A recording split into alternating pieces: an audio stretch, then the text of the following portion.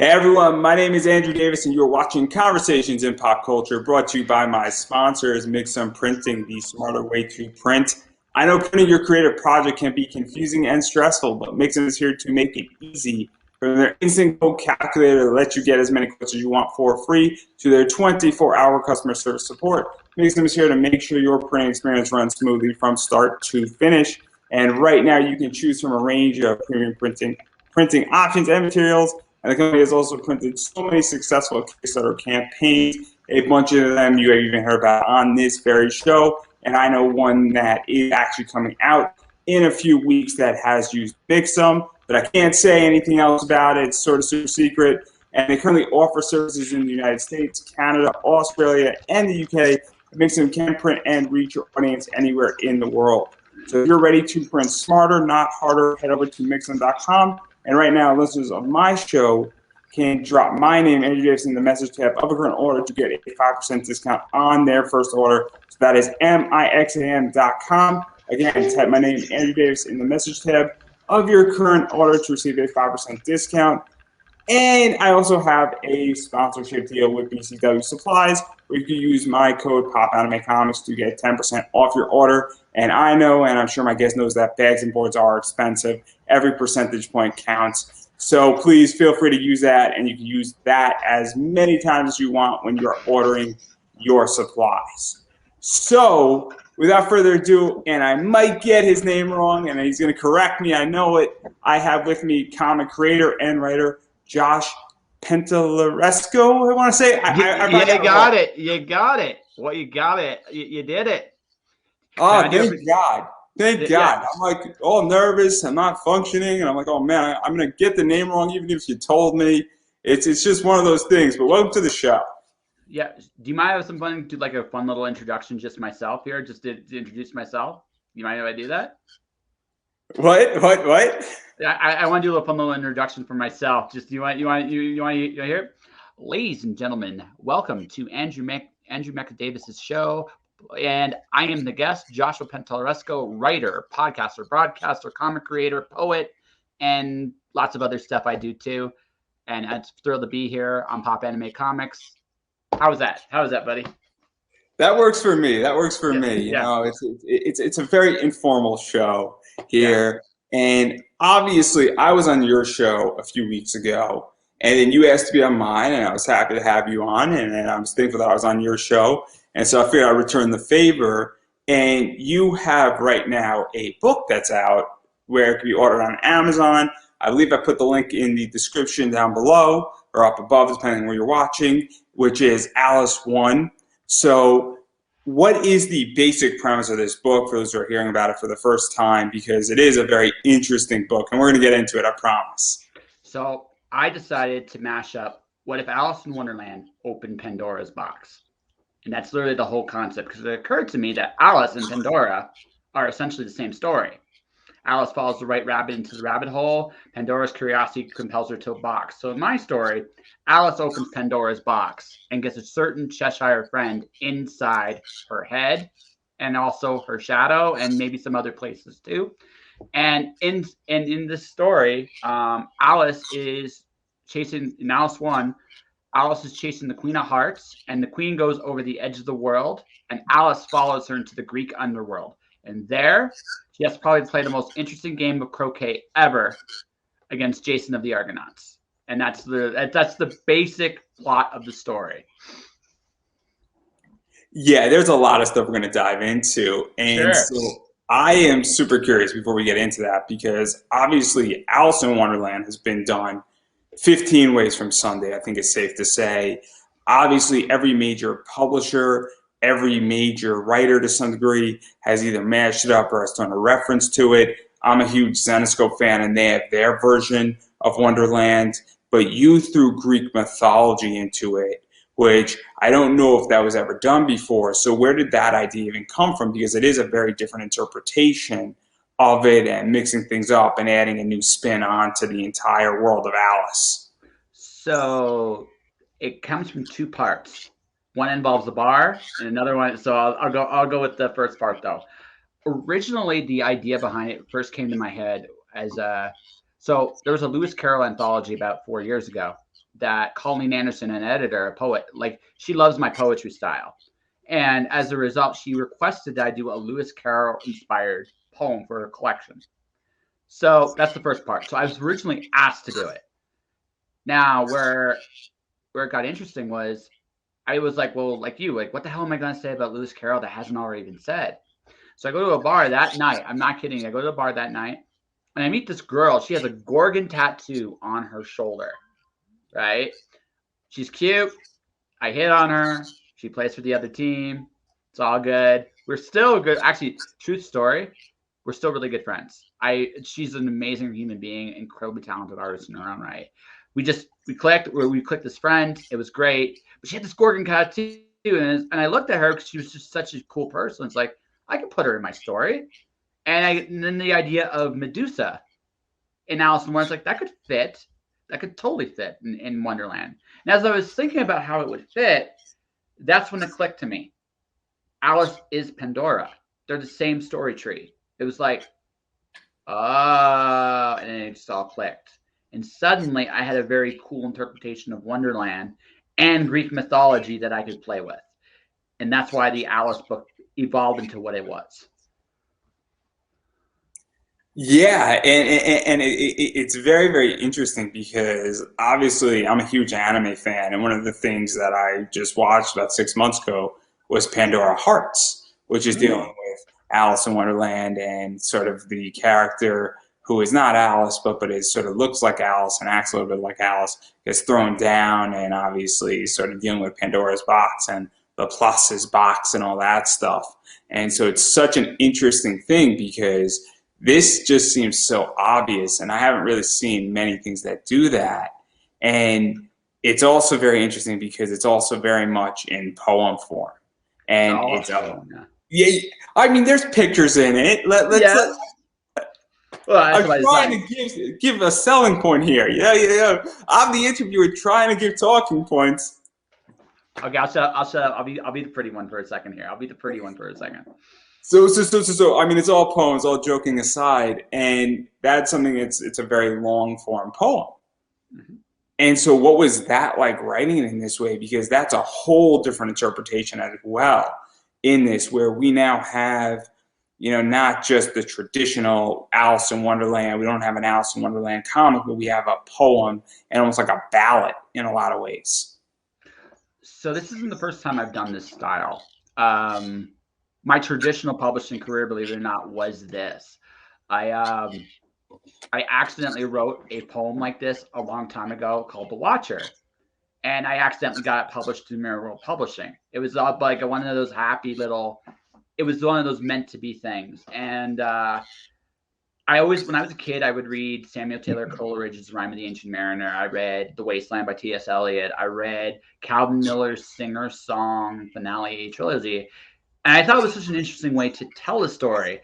And I would have to be, if I had to pick one, it would be Calvin Miller would be the biggest influence on this.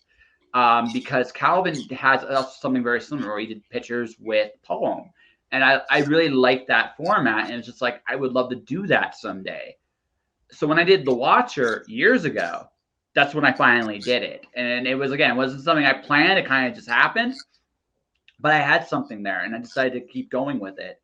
And so again, that's how. So when I went and did Alice, Colleen, the editor for that anthology, had read my style with The Watcher, Storm Dancer, and The Wandering God. That whole trilogy. So I have experience. What made this one different though was the cat. The Cheshire Cat is inside her head. So I thought, what would be a very clever way to do dialogue without always going like to the traditional dialogue boxes, right? And I thought, so the cat talks in parentheses, and I thought that's a clever like way of having their interaction, and also makes Alice just a touch insane because she doesn't know where she's going, and madness is a big part of Wonderland. And one of the big things about the story is I wanted this about remembering who you are, and I think that's the early part of this. So every time she gets a piece of Wonderland, when you read it, she would remember something that she did not know before. Yeah, it's very interesting because there's a lot of stuff being played here where obviously Wonderland, as I was stating, is very much been turned upside down, reimagined, referenced in almost everything at this point. I mean, the amount of animes that Wonderland has been referenced in, and even the memory side of things, and knowing who you are and going on the adventure, and then is clearly, I mean, I could count hundreds of them very easily. And I'm sure you can think of at least 10 off the top of your head. Um, but even going further, this is also where that is dabbling with the insanity of her, because Alice in Wonderland is sort of coming in and out of insanity, and depending on how you read it, how you interpret it. And obviously, I read this, and I read all 87 pages of it, and there's really that dialogue, and I don't know how St. Alice is in this, and what was that really like touching upon her, because it showed Alice in a very new light, yeah, at least to me.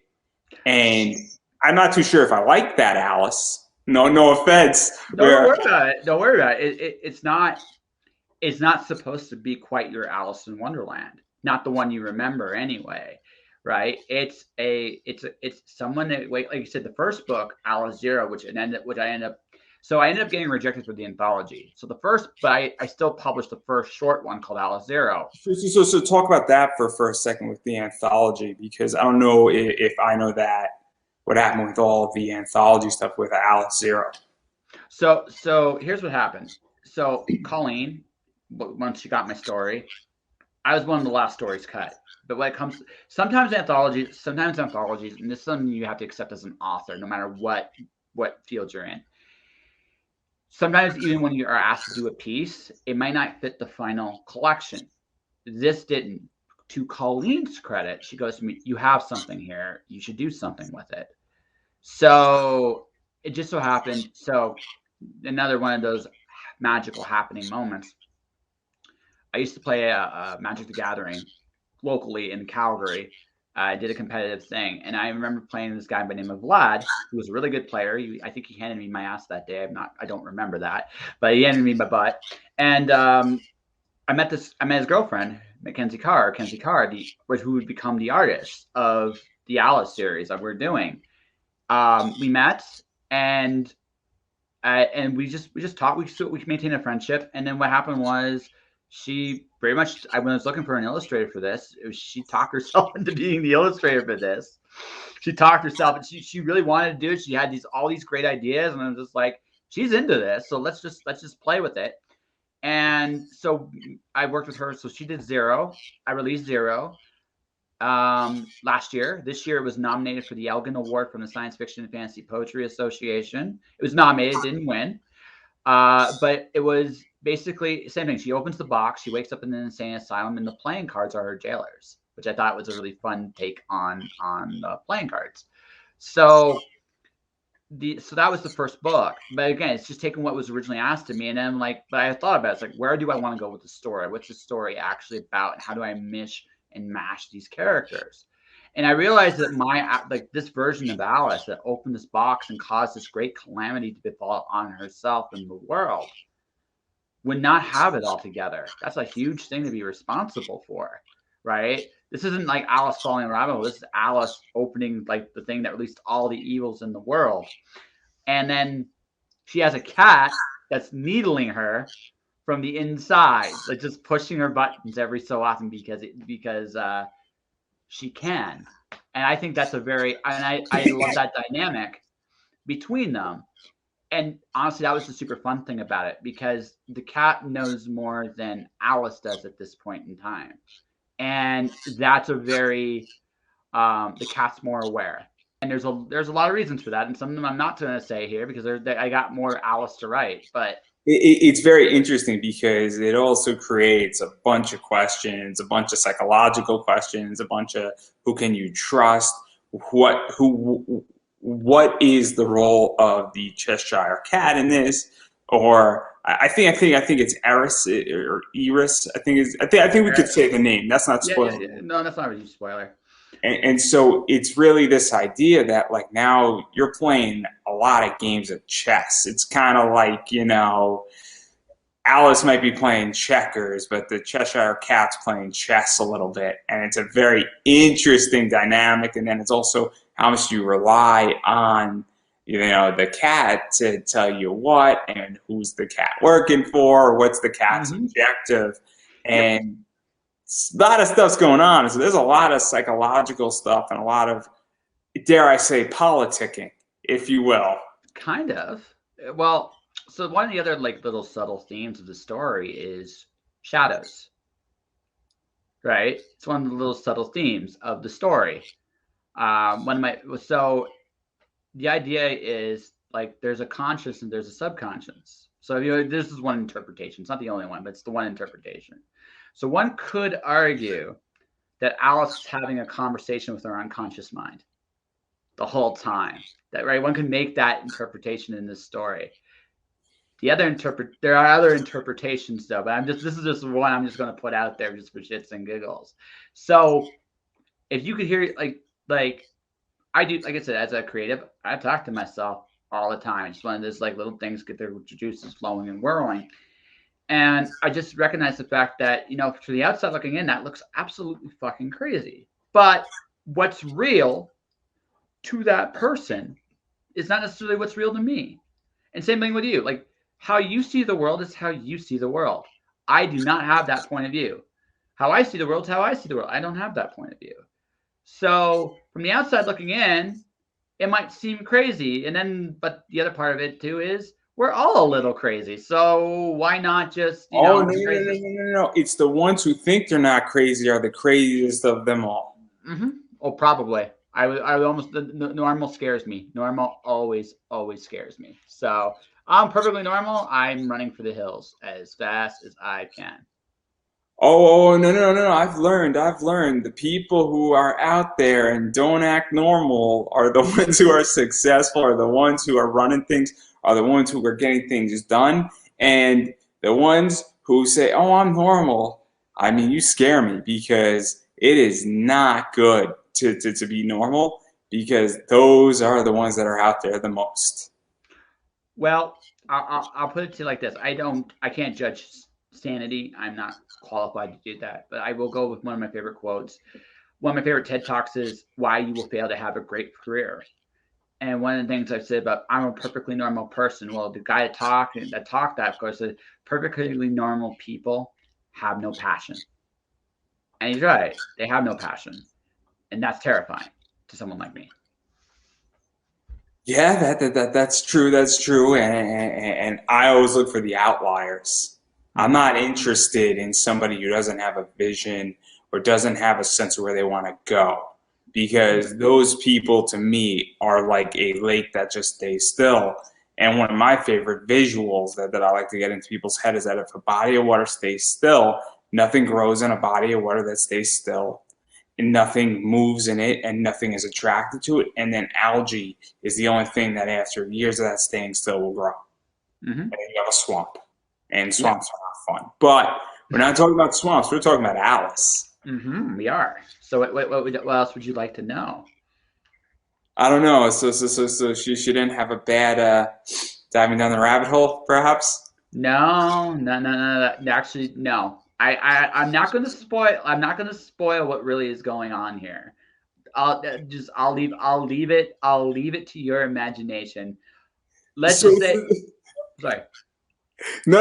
I'm sorry. I was just making a really bad joke because I have a very different interpretation of Alice in Wonderland. Mm-hmm.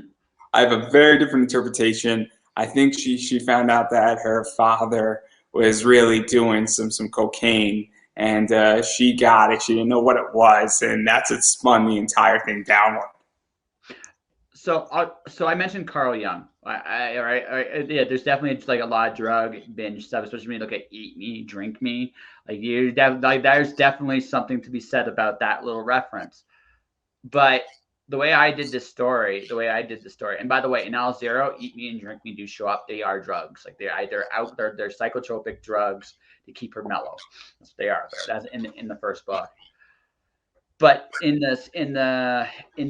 I mentioned Carl Jung. Carl Jung is a big part of my interpretation of the story. So if you understand what Carl Jung terms in terms of dreams and metaphors and the subconscious, you can kind of see where a little bit where I'm going with this. I've a pretty interesting idea because obviously I read it and I'm just joking when I'm going down the drug reference with that. But obviously you take a different approach, and then you obviously even go further in book two into Greek mythology, where now we're really starting to face foes and stakes are getting higher and the temperature in the room's increasing because, obviously she's sort of not playing a life and death game a lot of the way, looking for the queen. Yeah. And it's this idea that what was that like, because she escapes from her captors and quote unquote the mental institution that she's in, and now she's in the underworld of Greek mythology and sort of figuring out what's going on. And that's a big shift in scene, and in a lot of ways I felt that it opened up the entire story like more into an infinite position where the story very much just to give a visual started like this and now it's like that. And what was that like? Because isn't that in a lot of ways, depending on the writer, could be the greatest thing ever or could be a curse in a lot of ways? So I'll say I won't go into full details about this. When I came up with the world, the quote unquote, most fantasy series have what they call a world map. And I came up with this idea of doing a Snakes and Ladders board game as the world map for this world. Came into my head. I thought it was a really cool thought. It's like, okay, how do you play this game? I actually asked that question out to the universe. And the moment I asked that question, all the rules kind of came into my head. I came up with a really interesting take on Snakes and Ladders. And so this story also ties into the game I built as well. So there's a little bit of that going on too. It's not just telling a great story for the book, but also telling a great story that fits into the game, the role, and what the game's all about and going forward.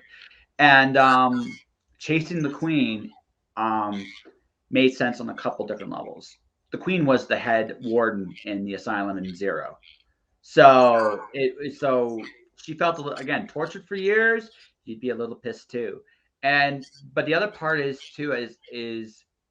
I know, like, I mashed up all the Greek mythology characters with the Wonderland characters in some form or fashion, with a couple of exceptions. And for the queen, I'm not spoiling who the queen is. The queen very much is true to her Greek counterpart. And as far as the cat is also a Greek character. I'll give you like the Mad Hatter is Kronos, the god of time. Why? They both kill time. It was just like a perfect little mashup that can go there. I saw their common thread and I kind of went with it. Same thing, like I'm imagining the characters. So the queen, I thought, considering what Alice's real purpose is a great antagonist for her, but also to some degree a distraction. One of the big questions you could make an argument is Alice did not have to go down the road she chose, but she chose it anyway. And that's why she chose to, she follows the queen down another rabbit hole into the Greek underworld where Jason of the Argonauts awaited her. So yeah, it's very interesting. There's a lot of questions. Sure. And I don't have a lot of questions. I mean, I do have a lot of questions, but for the sake of this, is that there's a lot of questions on why Alice is choosing to go down into the belly, why she's going after the queen, what exactly, because I'm under the presumption, and correct me if I'm wrong, that after the queen fled, Alice could have had her freedom. Yes. If she wanted to. And that raises a whole bigger issue. And obviously, I don't know how far we're going to and when we're going to get that answer, because we don't have that answer yet. And there's hopefully a reason why. And if I know you and you're the writer that I think you are, at some point we're going to get that answer. Well, I could tell you why she chose to chase the queen, right? Because that was in the book. So I can actually say that answer. She was hurt by the queen. The question then becomes with someone like Alice, though, is there a point when you can forgive? That's the only thing I'm not going to give an answer to this question, because right? But people hurt us. People hurt us. Sometimes they don't mean to. Sometimes they do. And either way, but either way, it doesn't matter. People hurt us. We have a tendency as people to hold on to to our hurts. Alice is no different than anybody else. She too holds on to her hurts. But maybe somewhere along the line, maybe she'll be forced to let them go. The cat chides her a little bit about this too in the story. Yeah, there's a lot of stuff going on here. It's a very interesting web we weave. It is a really good quote to utilize for this thing. And there's a reason why I'm trying not to spoil too much, because once we pull one thread, the rest is gonna fall. Fair enough. I believe I'm not reluctant. Like, I don't feel that is a really. No, I'm trying to sell your book. I know. They can go sell my book. They can go listen. I think they got it. Like I love, like, honestly, I love talking about my I love this because I had so much fun writing this. Like, you don't get to talk about your book on the other side. That's why this is fun. Yeah. So, because it's really interesting because I actually enjoyed it, and I sat down and I read it. And then certain parts I had to read twice. I'm like, what's going on here? And it took me like a minute to get that the cat is in her head. And obviously, the parentheses, and then I'm like, oh, it made sense. And then like the third or fourth time you see it, you're like, right on the third or fourth page, you're like, oh, now I get it, what's going on here. And she's talking to herself. And then also, there leaves a lot of imagination on what you can imagine Alice to look like.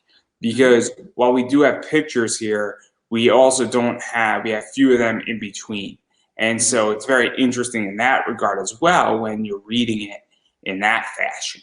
So it's very, very interesting. But even going further, because obviously you did match things up with Greek mythology, and I am by no means a Greek mythology expert. I know very little about Greek mythology. And so I'm curious what drew you even to Greek mythology, because I know a little bit more, because I'm more on like into history. And like I love history. I love ancient history and all sorts of stuff. And I love like African history, especially like the Mamluks and the Janissaries. Like that's like my jam. Like I love that stuff. And so what was this like, really bringing in Greek mythology? Because I know who the Titans are. I know who the Greek gods are. But beyond that, I know very little. So for me, you bringing all this stuff up, it's kind of cool because I'm like, oh man, I don't know what this is. I should go Wikipedia it. Yeah, there's a lot of well, again, I would not have thought of it if I hadn't met that girl at the bar. Never would have thought of it in a million years. But once I did, when I was first starting as a writer, I made it a kind of a point to look at the mythology. Mythology is a good way to build your story foundations. So for me, it was Greek, a little bit of Norse because I was a big fan of the Thor comic book, but it was just also reading the mythology of the characters. And it gives you a good foundation for building stories. And the Greeks were always interesting to me because gods and heroes, as we know them, are very often not what they seem. Take Medusa. Okay, Medusa in mythology, right, is very much a victim. You can make a very strong argument that she was a big giant victim in her circumstances, but she's a monster. Is she a monster because she's the weak? Is she a monster because she's the victim? Is Jason a hero because of everything he does because he wins or because he's favored by the gods and that's it? It's his only redeeming quality. So, and that kind of makes you question. And again, it's one of those things that makes you question what's going on with the gods. And so when I have Wonderland, where I can take all of this and kind of flip it upside down in some really fun and interesting ways. And that's the cool thing about the Greek myths is you can twist them in all sorts of interesting ways, and it could be a lot of fun. It was fun playing with Jason's mythology in the story. I did that quite a bit, and it was super fun to do. But the material was right there, and it added a very neat layer to this version of Wonderland. Yeah, and even to go further into that, because this is actually super interesting. What is that like? Because you do have a lot of source material to play with, but you also have Wonderland in there too. So you have a lot of source material from Greek mythology, and you have stuff from Wonderland. And then where do you even find the balance for, I guess, mashing the two up and modifying and bending? Because I don't know if this is the right way, but I don't think you broke any of the rules in any of these characters on either side. But there's a lot of bending and reshaping of characters and really hitting both sides to it, because obviously I know Wonderland a lot more. And I recognize the Wonderland side of this stuff a lot more, not because I don't think the Greek mythology stuff was there, but I definitely think that it's just what I know is Wonderland. But I don't think you like broke any of the rules. So what was that like really figuring out? Because it is a nice balance, because you've seen mashups that don't work.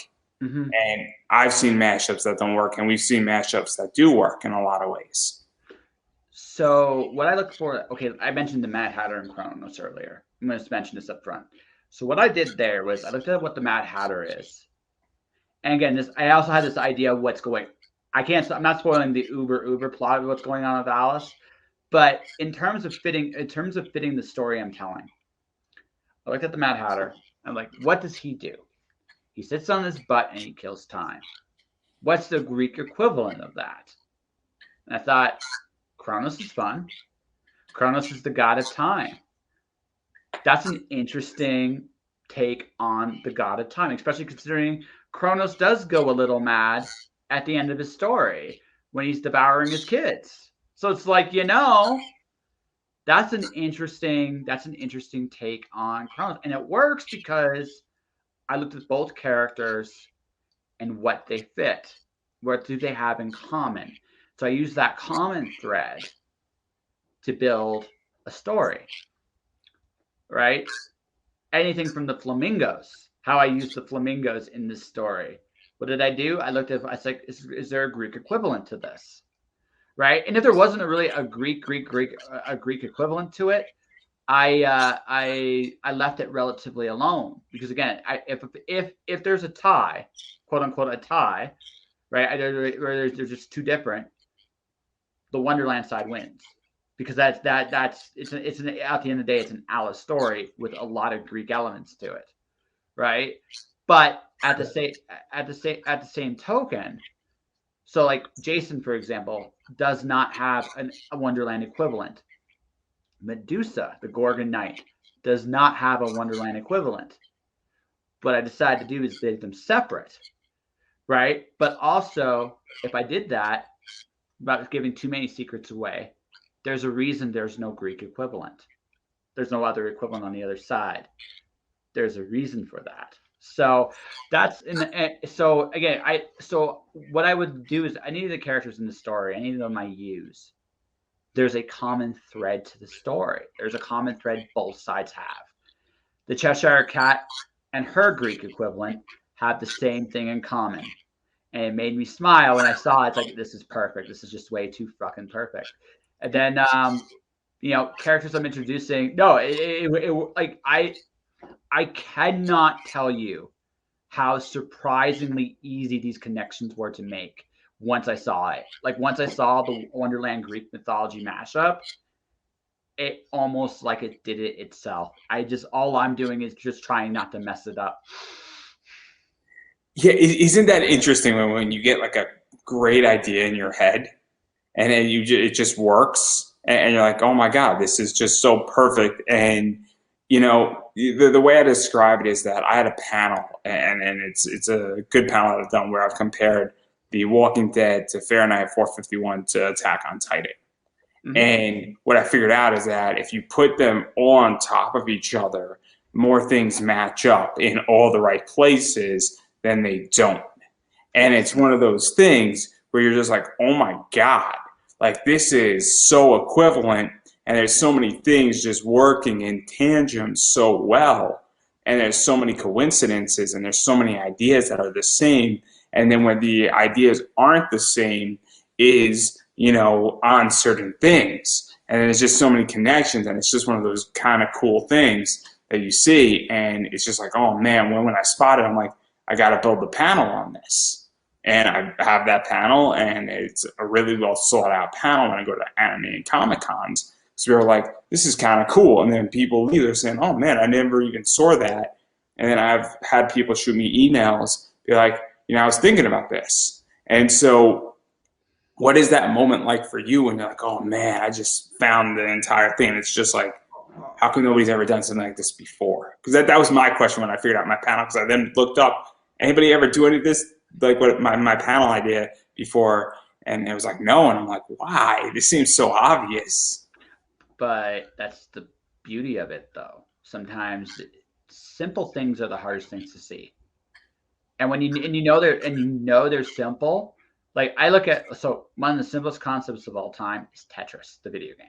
One of the simplest concepts you'll ever see. It's brilliant. That music is going to be in my head forever, just forever, right? But it's that and the DK rap from Super Smash Brothers, me. That's right. Okay, DK rap, Super Smash Brothers, cool. But for me, it's just the Tetris theme. Just it's there, but it's also just the game is simple. But that's why it works, right? It's so simple, and the guy who came up with it's a genius. Because again, it's not.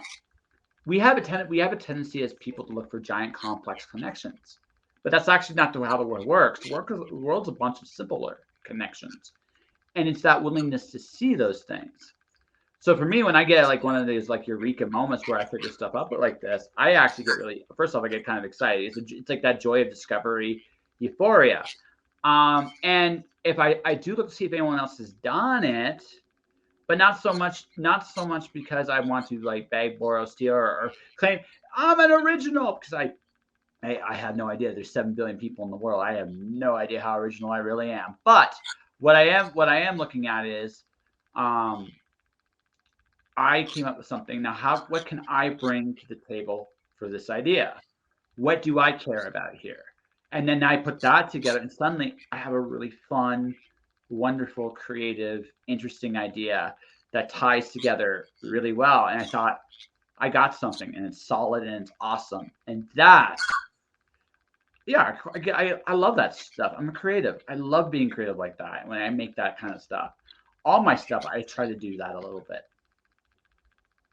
Yeah, no, because for me, I get very excited when I'm like, oh man, like now I get to share this out, and now I get to actually influence the subject matter.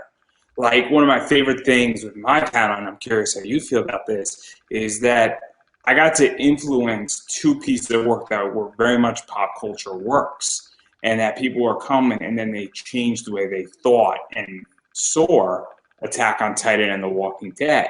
And then obviously Fahrenheit 451 has been around for over 50 years now. But even people are like, oh man, what is Fahrenheit 451?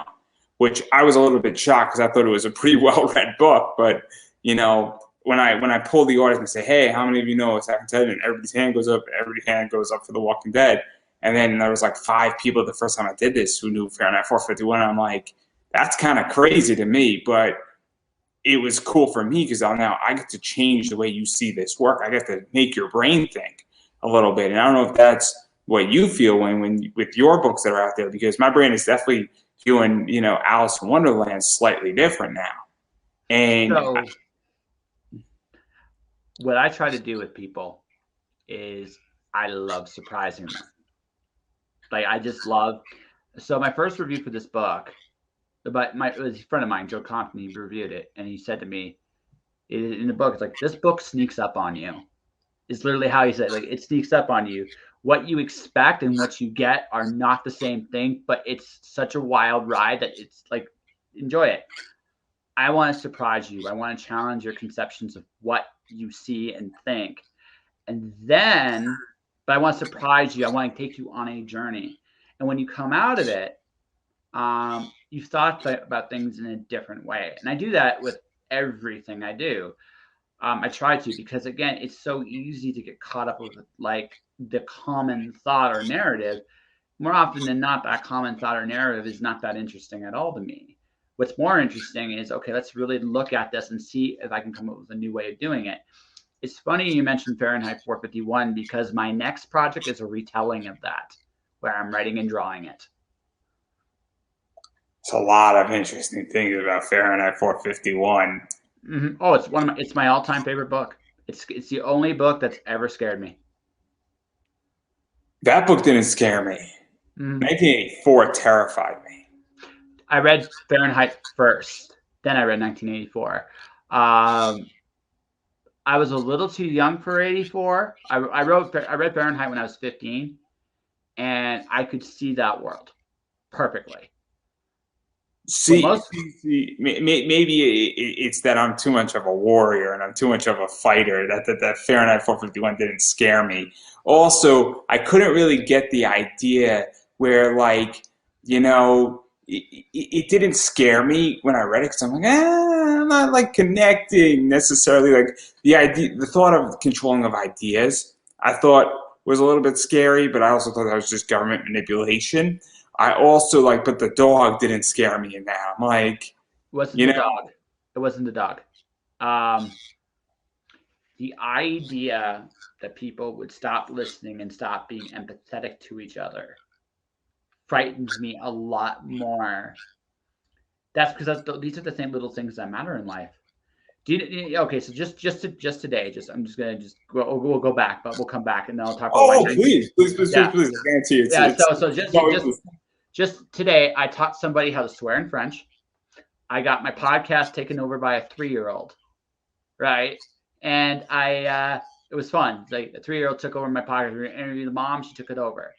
I wrote about Medusa. I talked to some people in town, got to know some of the town where I'm living in Canmore right now, getting myself more familiar with the people and the places and stuff like that. And it's kind of cool making myself more acclimated to the town. All of which to say is these are just little simple things. That's the shit that makes life worth living for, man. The fact that I taught my friend a dirty word, it's like, and just the reaction on her face when I did like I made her laugh. It's like, that's what life's about. In Fahrenheit 451, you could literally see like what that book was really about. It's not about the hound. It's not even about the books burning, although that in itself was terrifying for a bunch of different reasons. It was the fact that there was a deliberate attempt, you could literally see, to crush the human spirit. And you can see the human spirit rebelling against this in a bunch of little things. In 1984, most people forget this. It was originally written as a comedy, a parody, right? And then, right, the index is far scarier and more than the story. Oh man, see, I have a different interpretation. Totally. So I know a lot about Fahrenheit 451 because Fahrenheit 451 was written in a library, and originally was a short novella that was 25,000 words, give or take. And then basically, Bradbury's, his editor was like, "Bro, we need it long." And he's like, "Fine, screw this." And he wrote it and then he went back and added another like 25,000 words to it, give or take. So then it became what it is. And also the whole thing of Fahrenheit came out from, Bradbury was walking home and a cop gave him a hard time and was like, "What are you doing?" And he said, "Oh, sir, I'm walking." And the cop gave him a hard time and he was like, "I'm going to show you." And he wrote something called the Samaritan. And so my entire interpretation of Fahrenheit 451 was not people not listening. It was that they're giving the entire community information to control, how they think and what they think. And I compare this to Attack on Titan, where every 50 years they're erasing the people's memories, which is, limiting the information to affect and wean them in. So I took Fahrenheit 451 as the idea of censorship of ideas. But I even thought to myself saying, look, ideas are always naturally going to crawl out, and they do. And in a lot of ways, Fahrenheit 451 to me is a very triumphant position. The reason why 1984 scared the shit out of me, and I read, I think I read Fahrenheit, either in 9th grade, so probably around the same time you read it. But the reason why 1984 is I read it on my own, and I'm like, wait a second, government's spying on me? And I'm like, wait a second, there's this big thing that I don't know what it is that's sort of spying on me, and I don't know who's working for it and who's not, and I might say something and then I might be 86th. So that's what I viewed it very differently, where I'm like, wait a second, there's another force that can take me out way more because I didn't feel the government was in Fahrenheit 451. And maybe it's just the way I think, but it's such an interesting thing because that terrifies me. And fast forward, looking back, and I mean, this is 10 years ago probably for me, I'm saying to myself, like, oh my God, like, I'm even more terrified in 1984 now. So, two or three different minds on this. So for me, there is a police force in Fahrenheit 451, although it's not overtly said. It's the fire department, and that they're the government officials that you see in the story. But the index is probably the most interesting thing. The story's okay. 1984, the story is really, really good. But the index is so much more interesting to me because it talks about the rules of language.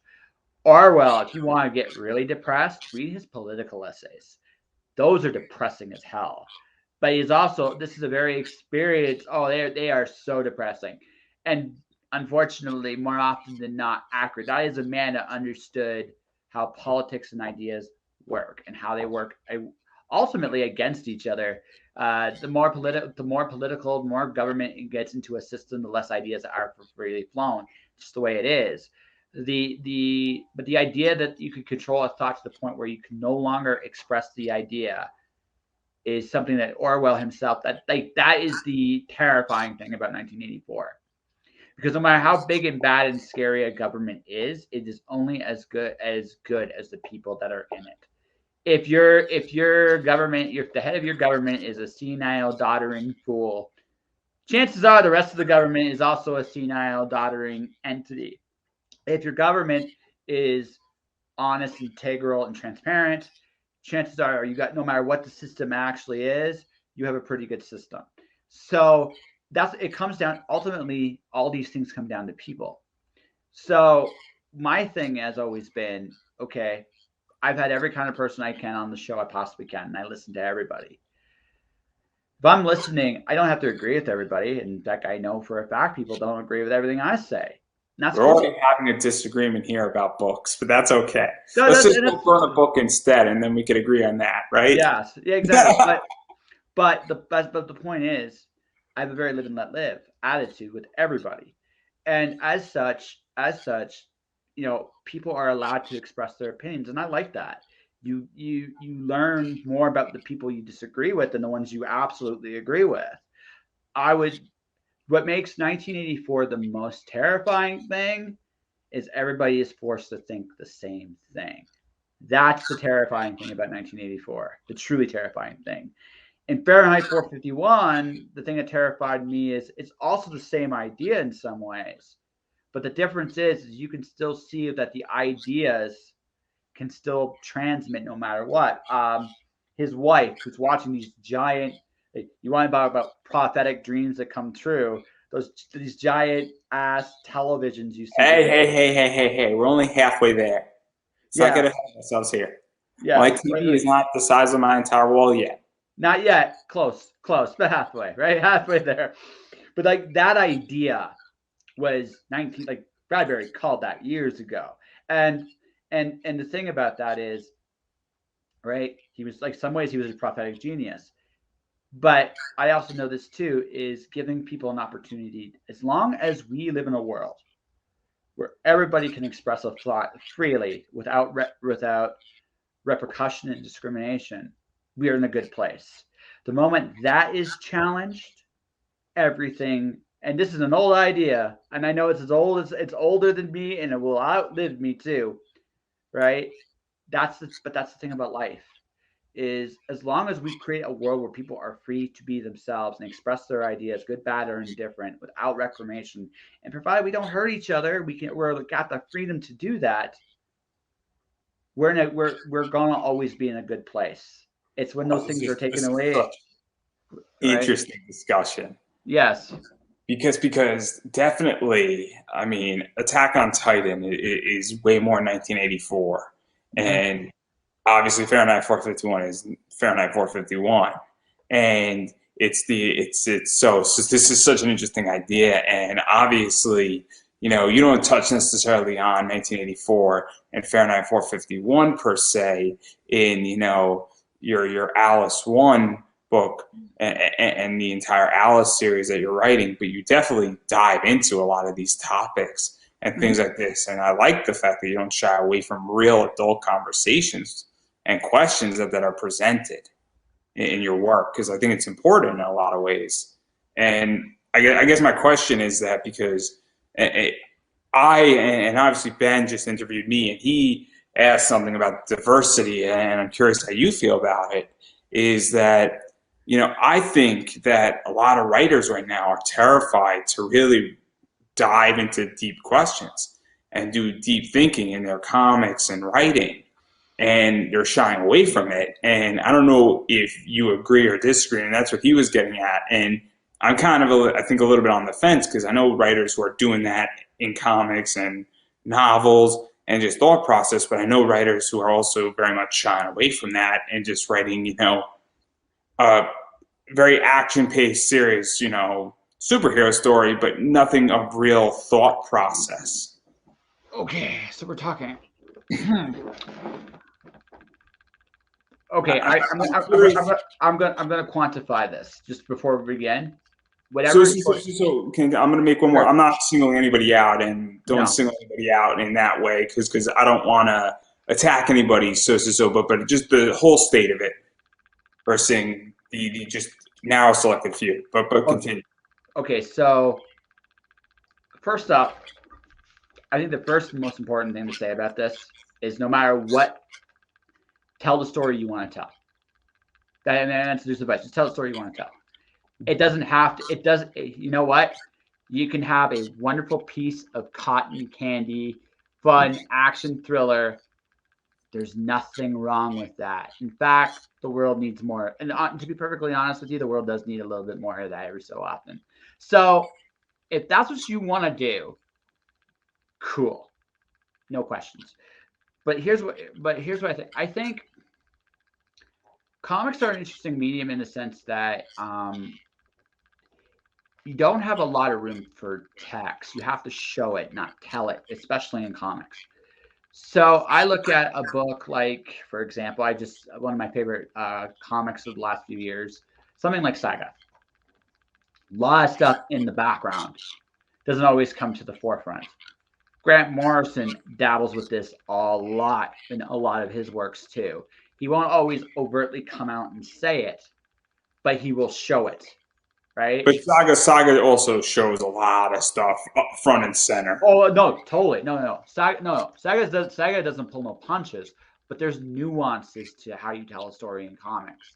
So I kind of harken it back to like old school science fiction. There's just usually if a comic has a multitude of layers to it, sometimes they'll have a scenario. Then they'll have what they're really saying.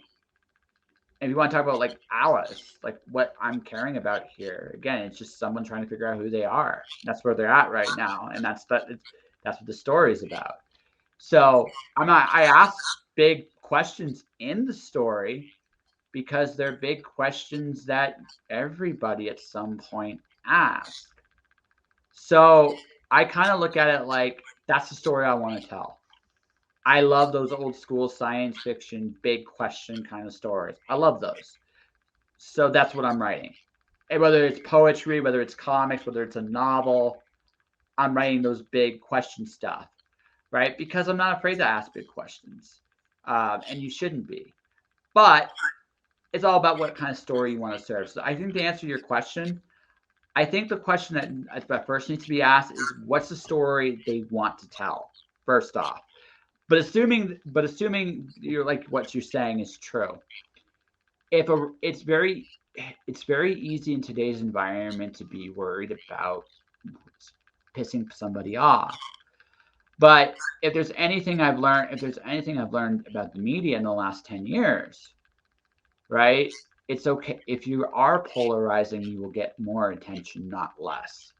So if you want people to be aware you're out there, be polarizing, be definitive, be passionate about what you believe in. And if you're afraid to do that, why are you expressing yourself? Same Yeah, note. because I mean the way I view writing, and I like to because I write, obviously I have my website, and I've been taking a little bit of a break, but I like to push the line. Mhm. And at some point, I'm going to write a comic or write a book or do something. Whether I sell a million copies, it's self-published, I get picked up by somebody. I don't know the answer because I can't predict the future. But it's the idea that whatever I want to write, I want to push the line. And I understand because that's what I believe writing is meant to do in a lot of ways. And I think that it's meant to push, thought process, push ideas, push what you could do with a story, and whatever that means for you. If you say, I want to create the most fluff, enjoyable, and the greatest fantasy land, and I want to push that and make it the best I can make it and see how far I can push a fantasy land, pushing the line doesn't mean you're going into controversial territory. But I think that as a writer, if you're not saying, I want to see how far I can push an idea out or push a story or push my world until cracks start showing up in my world, I don't know what you're doing, and maybe I have a different interpretation of writing per se. So if I create a world, and I'll use the world of Aragon for instance, I want to write, and then if I'm that author, I want to say, look, how far can I push this story in this world? And then in a draft, I'm say, oh, maybe I took it 3 steps too far. But that to me makes sort of sense as a writer. I don't know, maybe I'm a different writer, maybe I'm a different entity, or even with a concept, I like to push concepts because I want to evolve them, if that makes any sense. And so I feel that, a lot of people are sort of scared to do that as well right now as writers. So, well, I'm certainly not. You'll see that next year quite a bit, I promise you, as far as that goes. Um, it's more like this. The only question I would have for you, pardon, pardon me. The only question I have for you is this: does the concept serve the story you're trying to tell? If the answer is yes, go for it. If you're just pushing for the sake of pushing, you run the risk of. Have you ever read Ayn Rand? Yeah, yeah, yeah, yeah, yeah. Right, I remember like Atlas Shrugged? Atlas Shrugged, right? My favorite parts in the book have nothing to do with John Galt. I can't stand John Galt. But most people can't, but that's yeah. But okay, she has some great like the stuff when you're watching the downfall of the American system in her book. It's very apropos to like what communism did to Russia. I think it's a really interesting take on that. I think it's the best parts of their story. The preachiness of Galt like wrecks the story she's telling. She didn't really need to talk too much about him, to be honest. In fact, she didn't for most of the book, which I thought was a really interesting, ingenious choice. But the concept, again, she was pushing a philosophy. She took a good story and it evolved to the point where she was advertising a philosophy more than the story itself. Which is why, as much as there are parts of Atlas Shrugged I really enjoy, I can't say it's a great book. I can say it's a good book, but I can't say it's a great book. So I enjoy the philosophy elements of it. I enjoy what it stands for. I enjoy what Mhm. the ideas behind it, and obviously dealing with government and all that stuff. So I enjoy that elements of it, and I look past the idea of what is this story because I'm looking at the representation of what Atlas Shrugged is. Yeah, but Personally, no, I get it. Like I get, I'm this is me strictly on an execution at this point in time, right? This is strictly an execution point. Whatever you say about objectivism is entirely your thing. I'm not here to pro or debate that. oh What no, no, I no, am, I think we're in agreement that yeah, Atlas Shrugged is not a good book. yeah, The but ideas in it are decent if you want to believe in what Enran was doing. yeah, but like I said, yeah, there's that's the part about concept stuff. It's as authors, one of the really interesting temptations is we can build worlds, and that's great. Listen, I have a novel where I have a unicorn farting out advertisements rainbow style. It's like I did that just for fun, right? I have those abilities to throw these little world building bits in there. But if the story isn't, if the characters in the story don't fit the story, what's the point? So that I'm at that point in my quote unquote writing career where what's the story I care about?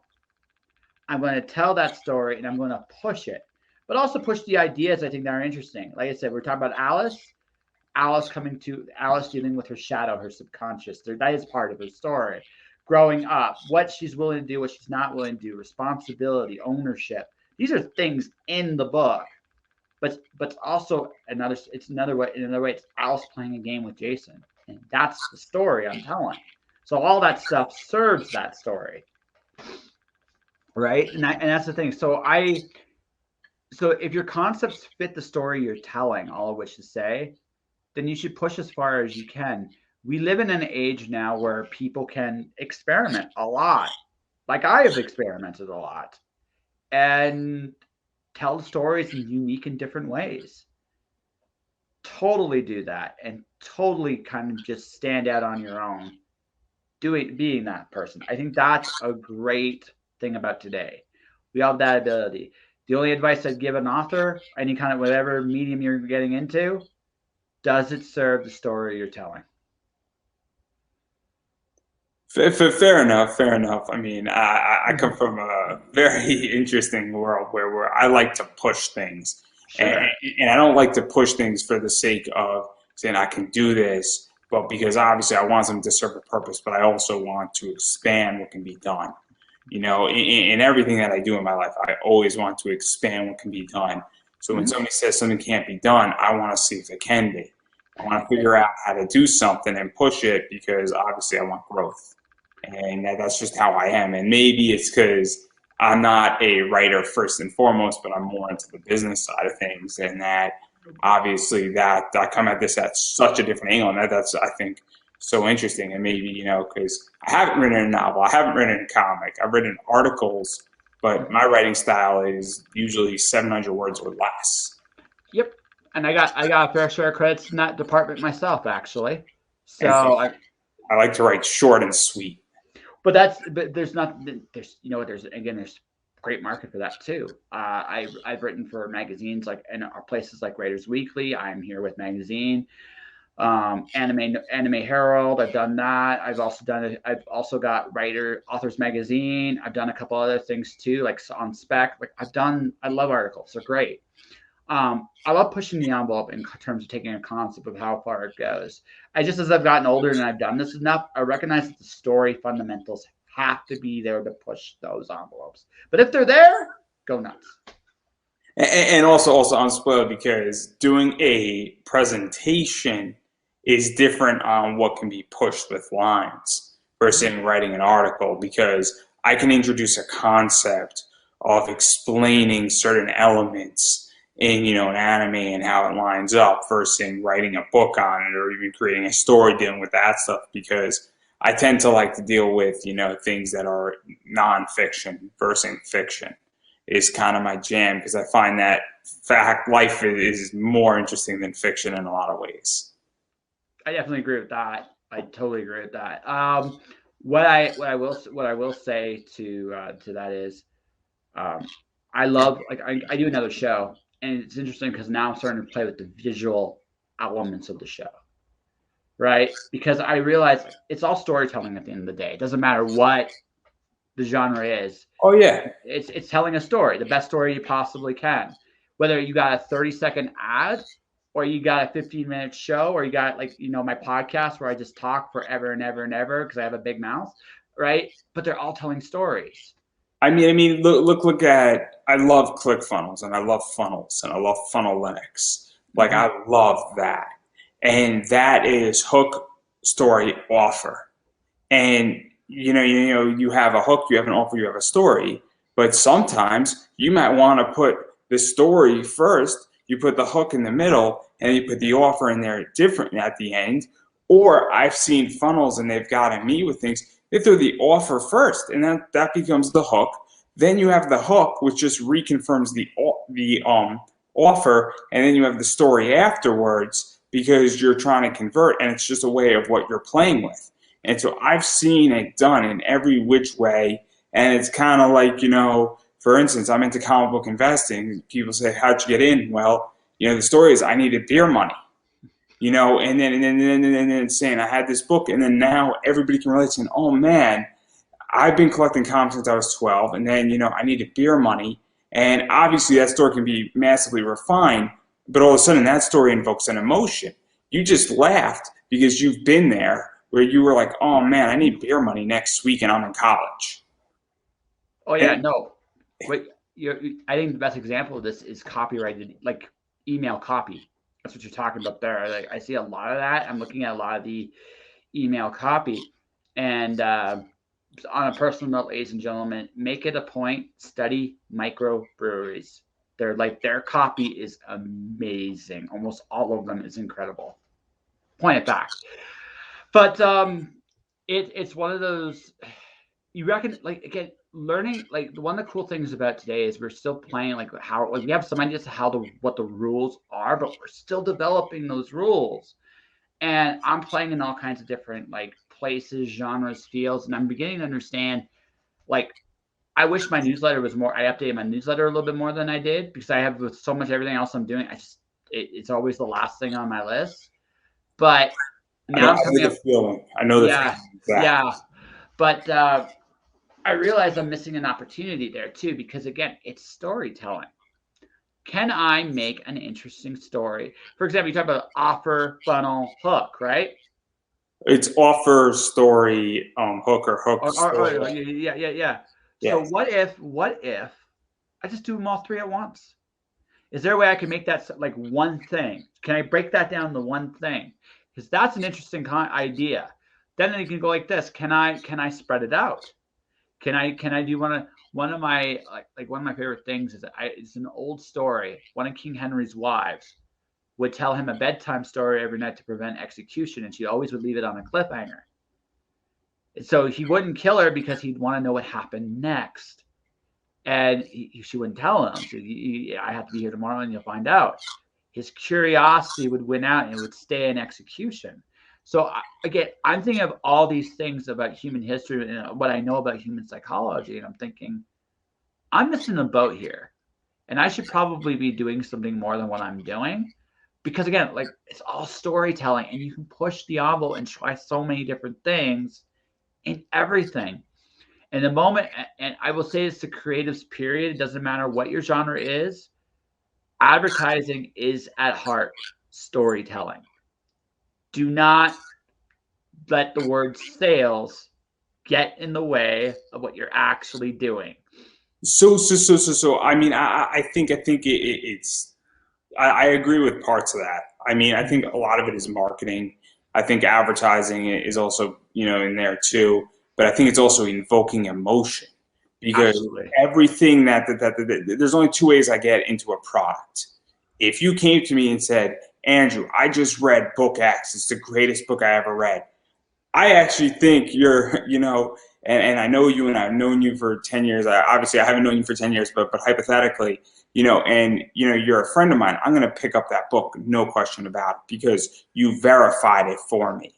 So that invokes an emotion of trust in a lot of ways without that product having to be advertised for me. So if you recommend an anime to me, I say, hey, Josh, I just watched Full Metal Alchemist. What should I watch next? There's obviously, and you say, oh man, you should watch this weird show over here. There's a sense of trust because you knew immediately what show I just watched, and we've been talking back and forth about it. And I made the joke that, I'm voting for Roy Mustang. He puts the spark back in government, Yes. but he should have been furious. That's all I'm going to say. I'm very upset about that. He would have had my vote, clearly. But and then the other thing is, I also think it's emotion. So if you can write anything with story that has emotion, and you hit upon a certain emotion, such as an emotion of fear, or an emotion of sadness, or an emotion of joy, or an emotion of worry, that also sells a lot.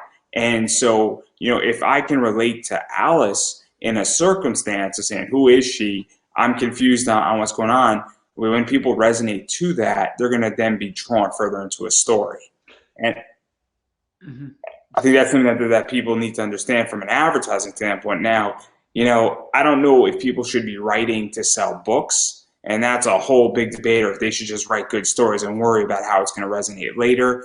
That's a tricky situation because I'm sure that writers have done both sides of that coin for years. I honestly just had this conversation with a future collaborator for one of the books I'm doing next year. Can't wait. Because I'll throw out what I'm doing. So I'm obviously planning a Kickstarter, and I obviously have my backers in mind, clearly, where there are rewards that are specifically designed for a group. I could tell you in which that there's a particular group in the comic world that loves metal cards. Mm-hmm. I am purposely building a product specifically for them. That doesn't mean that other people who in this group of X amount of people, that product and that pledge level or reward on my Kickstarter is specifically for a certain group because it will get me hit somewhere closer to my funding goal.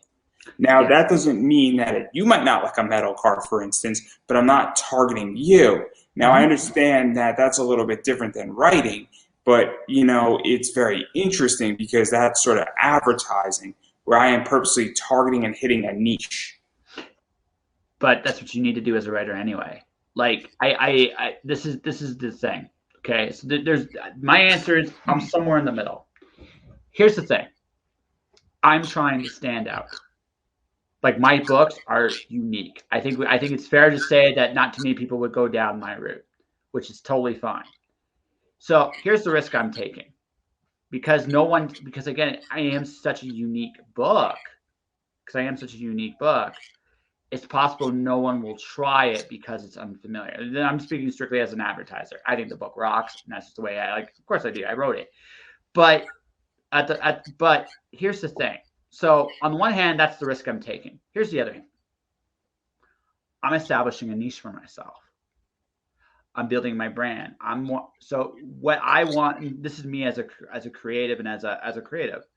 I want to, again, like I said, I want to surprise you. I want you to look at one of my books and go, I don't know. And after our first couple of pages, like, holy shit, where did I just get into? Right? And then go down the ride of surprise. That's what I want to do. That's the emotion I want to feel. I want to surprise you. I want to take you on this emotional roller coaster the whole way through. That's a very unique thing. People that want that are people that are looking for something different. So just to even go into that though, because what I think is sort of happening, and maybe I'm wrong, because I see sort of things of this where people are saying, "Look, I'm going to go write a story about a wizard because wizards are popular," and I've seen people go down the road and say, "Look, I'm going to go write a 6-issue series about ponies." Okay, it doesn't matter if it's good or bad. And then they'll go and do something that's more meaningful. And I get that writers have to eat. I get that writing is temp work. And what I mean by temp work is that it's not like you have tenure or you're going to your 9-to-5 job or you're working in bureaucracy and government. Writing to some degree is gig to gig, or there's no guarantees that you're going to get a book deal, for instance. So obviously I've seen people write things knowing that they're going to sell, but it's not that they're written badly, but there's no real passion in that. And they're also putting certain things in their books because they know it's going to appease and things like that. So I've seen that a lot. And then I've seen people say, fuck it, I'm going to do whatever the hell I want. And who's coming with me? So I'm going to push back slightly on that. You can punt if you like. No. I'm going to push back this slightly. But only slightly. I do think, okay, there are formulas to write certain kinds of books out there, right? Probably the best example of this is the romance genre. There's a formula. The genre, in a lot of ways, carries you. Right? That all said, even the most formulaic of books can have a lot of passion in them. It can be a real genuine thing as well. Like I said, or like we mentioned earlier, you want to write that cotton candy book, right? and it's a formula that's been done before, go nuts. Because honestly, you can, if you're bringing something that's you to the story, it will work.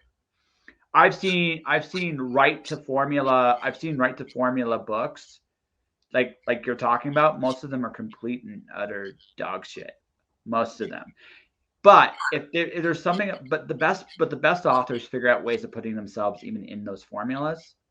And when they do that, the book's special. Even if you know, like Saga is one of the most formulaic stories. If you really look at the nuts and bolts of it, it's a very formulaic story. But Brian K. Vaughan and Fiona Staples tell it so well and do so much to the story. They made it theirs. And that's why it works so well. So that's where I'm going to push back slightly. What I am going to, I don't know if Saga is the best example. I'll give you I the think one. it's very much no. It's a classic story, man. It's a very classic story for all the wrappings you have on it.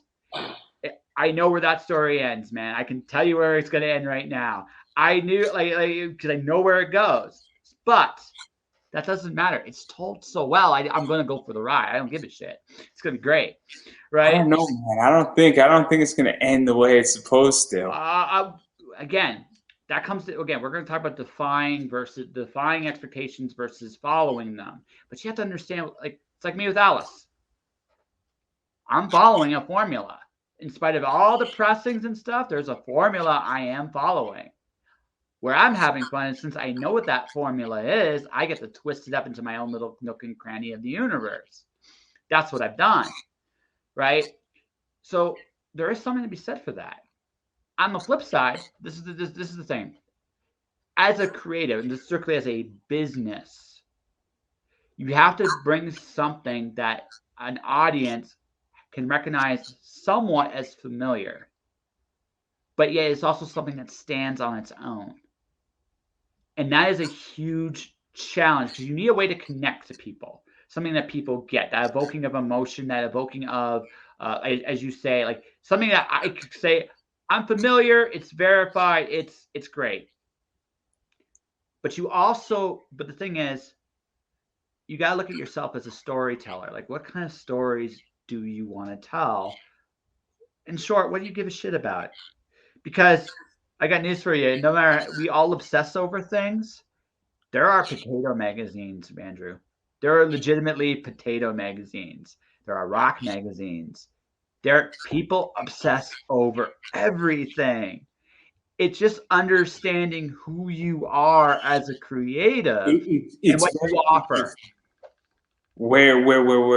And this is where I think it also gets interesting is that also it's writing is only half the game at this point, I think.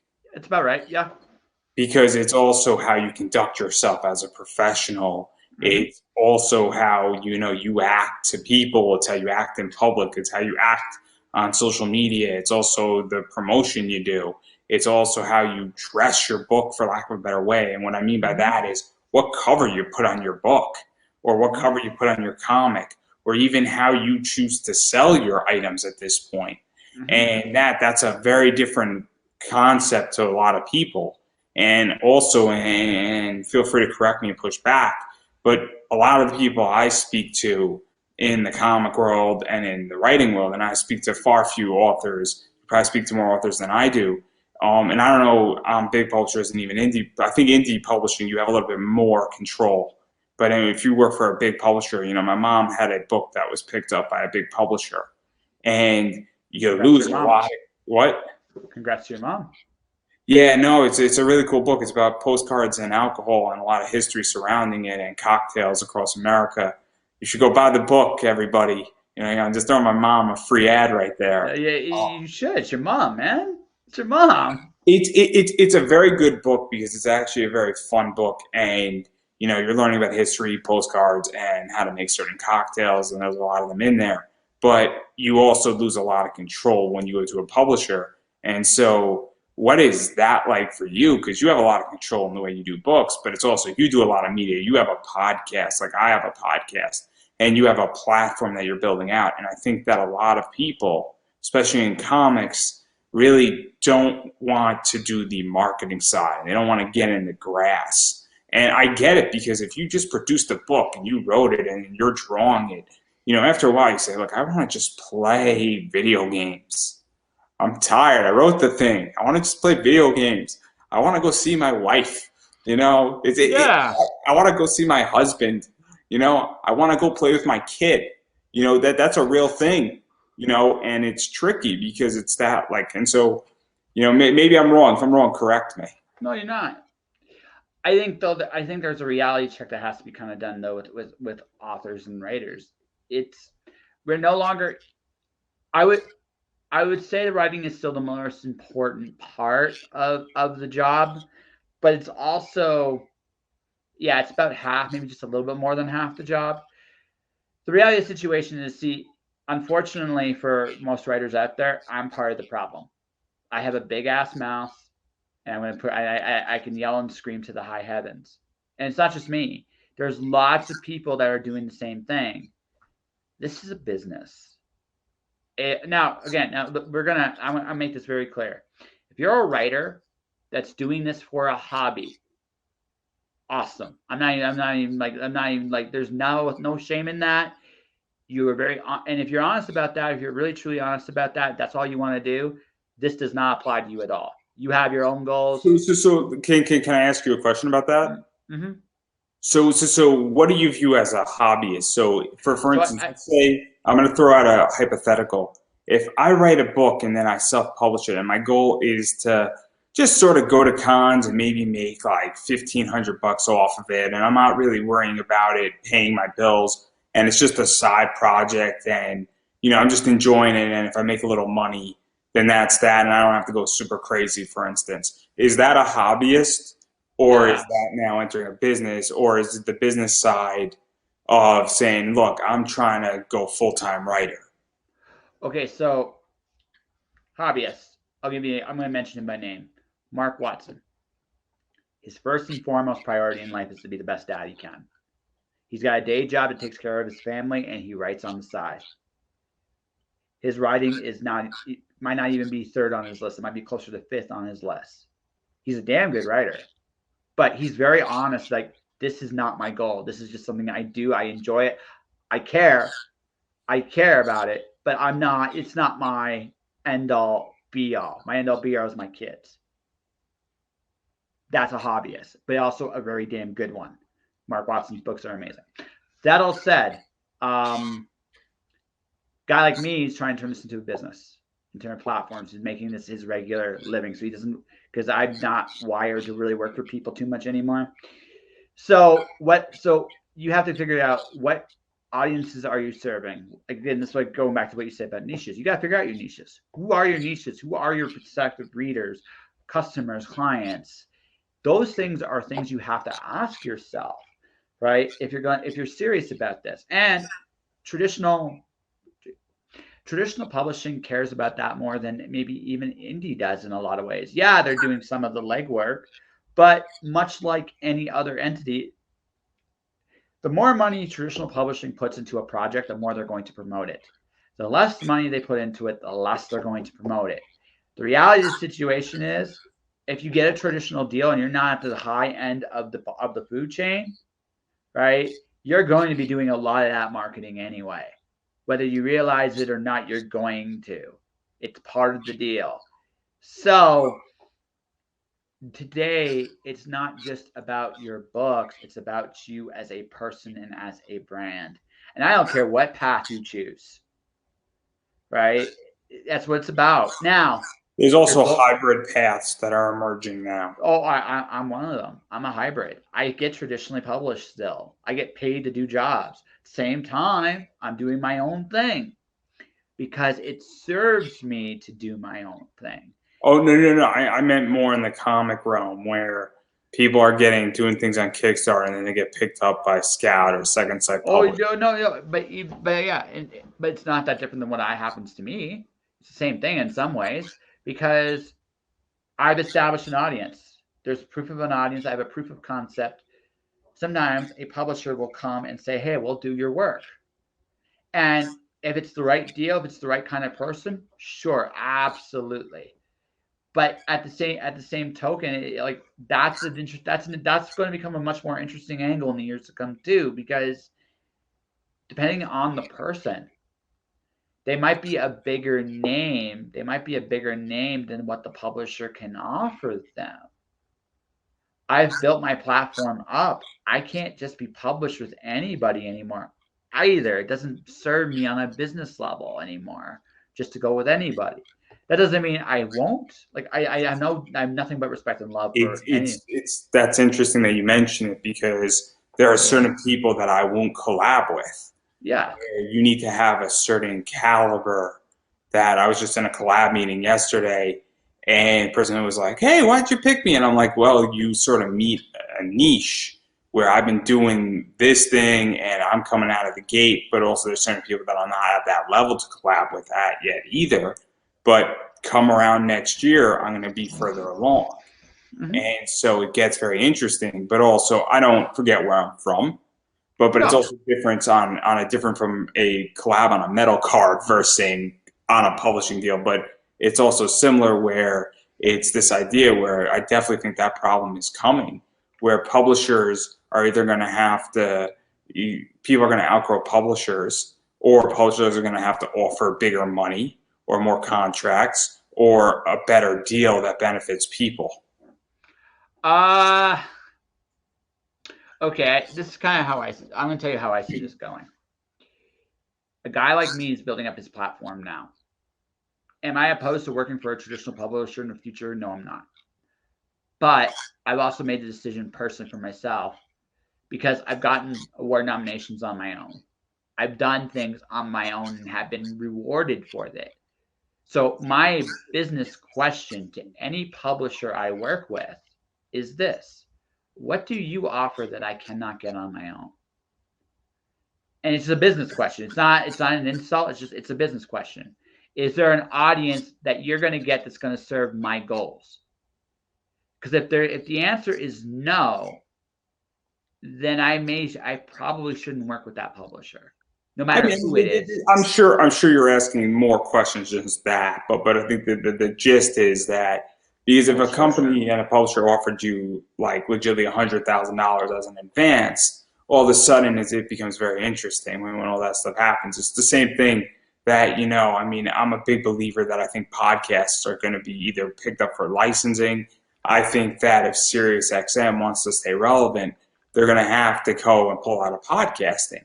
And I think that's coming, and I think it's coming a lot sooner than people realize. I mean, Mark Cuban's getting into the game with Fireside Chat and that entire platform. So things are going to be happening. And the question I have on the podcasting front end, similar to publishing, is that somebody might come and say, we want your content. We don't want to own it. We want to license it. And the question becomes that, what are you offering? Again, what's in it for me? Because and is the money you're offering me worth what I'm trading for it? Sometimes the answer is yes. Sometimes the answer is no. Intellectual property is it's the major financial boom of our world. I think one of the biggest lies a lot of writers tell themselves is there's no money in writing. Nothing can be further from the truth. There's lots of money in this game. The reality is you just got to recognize what the game you're actually playing. And a lot of writers don't want to look at that, honestly. The truth is, I'm well aware of what was valuable.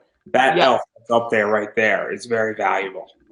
My elf right there. I'm really glad. Absolutely. That elf cost me nothing, but it's been with me for almost 10 years. And that elf is my symbol. And that elf is beyond valuable. I mean, you can't make me an offer for that elf that wouldn't be insult. I mean, somebody said, "We'll buy your logo for $100,000. I'll consider it." But that's what I mean, in which that people don't understand that little cute thing is beyond valuable, and I'm very protective of it. I mean, I'm beyond protecting somebody. Why are you fighting over a little elf? Because it is my symbol. It's my company's symbol. And I'm willing to die for it because I'm willing to legally go into debt for it if necessary. Well, logo, not so much. The intellectual property behind it, yes. Right?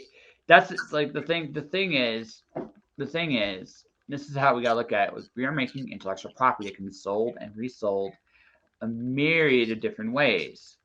Joe Rogan hit the jackpot with Spotify, right? He doesn't care. Not to the same degree he did, because again, they gave him enough of an offer to justify his worth. And he's got an audience that Spotify is trying to cultivate. That's what Spotify wants. Joe Rogan now has security and exclusivity. He doesn't have to worry about the building of the platforms or But, knowing but anything. I think he also knows that yeah, after that deal is done, his net worth and his brand name is going to be so much better because he is the GOAT of podcasting, and he's the Absolutely. guy. His brand. If Spotify was a venture round, and there was pre-money Rogan, Spotify, and then after Spotify money, everybody's worth a lot more because of that deal, and everybody's going to be worth a lot more after that deal is over. It might. Well, I'm curious about what he got in some ways, but again, that's something I may ask him someday. But it's Not if I just get there first. It's a chat. no. You get there. I'll get there on my own time. He'd be an interesting conversation. But he's a very smart guy. I bring this up because that's the thing. Like, we're going to be asking those questions going forward, because the one thing that's true, absolutely true about traditional publishing, no matter who you're talking to, what you're trading to get into it is the fact that they are going to sell and resell your product while you are there for the years to come. So if they're going to make dividends off of that, what's in it for you? And at this point in time, because of the cost is so cheap to make things, right? Well, I don't need the platform the same way I did. That isn't to say the platform isn't useful. It is. But is it so useful I want to give up my rights for this so many X amount of years? I don't know about that anymore. Like I said, the novelty of working for again, strictly on a business level, there's value in working for these places.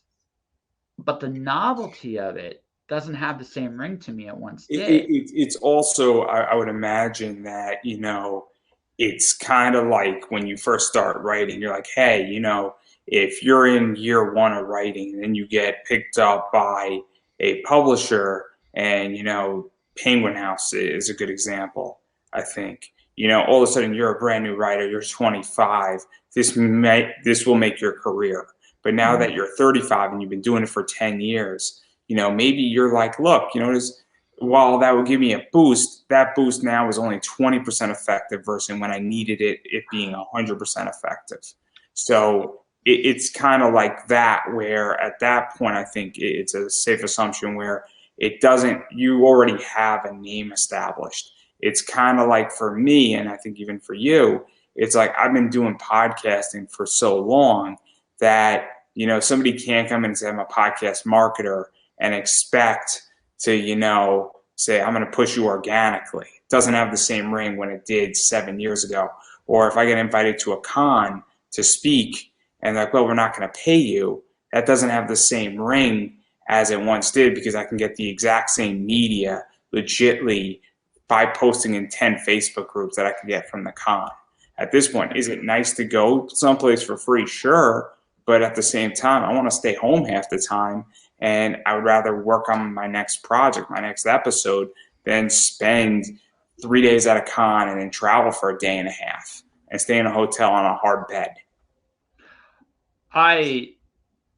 It comes down what am I getting out of this at the end of the day, right? Am I getting what I want? And if the answer is yes, okay, sure, we'll talk. If the answer is no, I'm good. Like, and that's it. Like, I've come to that point in my life where I love doing things. And again, I say this with all respect to the world. Penguin, I know the editor of Dog Books, the editor in chief. She's amazing. Steela Gilbert is an amazing person, and I would love to do a book for them someday. That would be great. But at the same time, it has to be the right kind of offer for me, because I can get The more audience you have as a creative, the more leverage you have. That's just how it goes. So the more audience you have, the more leverage. The more leverage, like like my podcast, for example. My audience, the business of a podcast is really simple. The amount of people that listen to it is what advertisers are interested in. Yep. That's they don't care about your content that much. They care about it a little bit, but not to the degree people think. They care about the ROR, the ROI, yes. and also, some, if you have such a niche podcast, if you have the Beekeepers podcast and you only get 500 listeners, but you have every single bee expert and they come to you, there might be a company that specializes in bees and they might advertise on your show because they know all of their clients are listening. And if they want a product out, it's also that as well, where it shows, and this is a common myth in podcasting, is that you don't need a large audience. You don't. What you need is you need the right audience. And my sponsor has sort of proven that with Mixum, because obviously they're a printing company and I mostly interview people who are running Kickstarters. And so my audience and my advertising is a B2B play. That's all it is when it's boiled down. Yep. And the idea that I'm in groups where people need places to print their books and people want a discount, no matter what that discount is. And a bunch of people listen and then they're like, man, I'm not happy with my printer, or my printer's busting my balls. Let me try Mixum. And then that's what makes them happy. And so far, I've brought them real money into it. And I'm probably slightly underpaid for what I brought them. But probably. That's okay. But also, I didn't know if I could do it. But now that I do know that I can do it, obviously I have a little more leverage and my show's growing a little bit every time I do an episode. And there you go. And so obviously that's what advertisers care about, is that they want your content to have a return for them. And if it does that, they're going to be happy. Because if they're making money, then they're going to continue to pay somebody like me, or you for that matter, to make money for them. And if you're making money, I'm making money, and my advertiser is making money, who cares? Yeah, that's pretty much it. But that's the business of podcasting in a nutshell. So I have right now on average 1,600 to 2,000 downloads a month. Average. Right? Last month was a little lower because I think of the Thanksgiving holiday, but right now it's exactly right back to where it was. So 1,600 people from across, primarily the United States, some Europe, some Canada, download my podcast. I'm doing similar on my other show too. It's amazing when you're just doing it and it's great. Yeah. So, but again, so I know what my audience is. I know how to do this. I know who would be interested, who probably should advertise for it. I'm trying to expand into a couple other areas so I can get, again, a little bit more growth. Again, nothing that's against the brand. What I've done, just like I want more video game stuff on the board. I want a little bit more heavy metal on the board because that's stuff I like. And it's also, it's not against what I'm doing. Right. So, but that's the thing, right? You recognize who you are and who you're not, and you go for it. And this is a question, no matter who you are as a creative, you have to ask this on a business level. Who is likely going to read this? Who's going to read my Alice in Wonderland? Alice in Wonderland enthusiasts will read this, right? Poetry people will read this. If to see nothing else, graphic novelists might read this because it's different. Yeah, and I think that's what a lot of people have to ask. I'm a big believer in knowing who your audience is, and it's a great question. It's something that I did when I started doing my entire show. And I started my show obviously 9 years ago, and then it morphed into this, but I still have the other show. So I have two podcasts, and they're separate for good reasons. They deal with similar topics, but one of them deals with, it's just pre-recorded, and the other is obviously live as we are right now. But I have a pretty good idea who my audience is and my perfect listener is. And I think it's very important that people actually ask those questions to themselves, because understanding who your audience is. And, for instance, if I was to start, a comic book investing podcast, which I tried and I just don't have the time. That audience is different than this audience. That audience would be different, but my style, it's I'm going to convert people over from obviously this show into that show a little bit, but also that targets a whole different niche and it operates differently because I'm hitting a very, very specific component. And I'm also doing something slightly different on what I was trying to do, which was teaching. And obviously, there's a whole battle plan for that, and it's a whole separate thing. But it's going to be. I understand what that audience is. I understand what that income level looks like for the people who want to do that. I understand the mentality and the thought process. Versus here, I think obviously people want to be entertained. People want to talk about their books. People want graphic novels, and they want to see what's out there. And there's a variety of other things that people want when they're watching something like this versus when we're talking about investing and comic book investing in particular. But I think it's very important. And when you write that Fahrenheit 451 book is going to target a different niche than the Alice in Wonderland stuff you're doing. Yes. But also hopefully some of that will cross over because, like, again, a unique presentation. It's something that only I can do.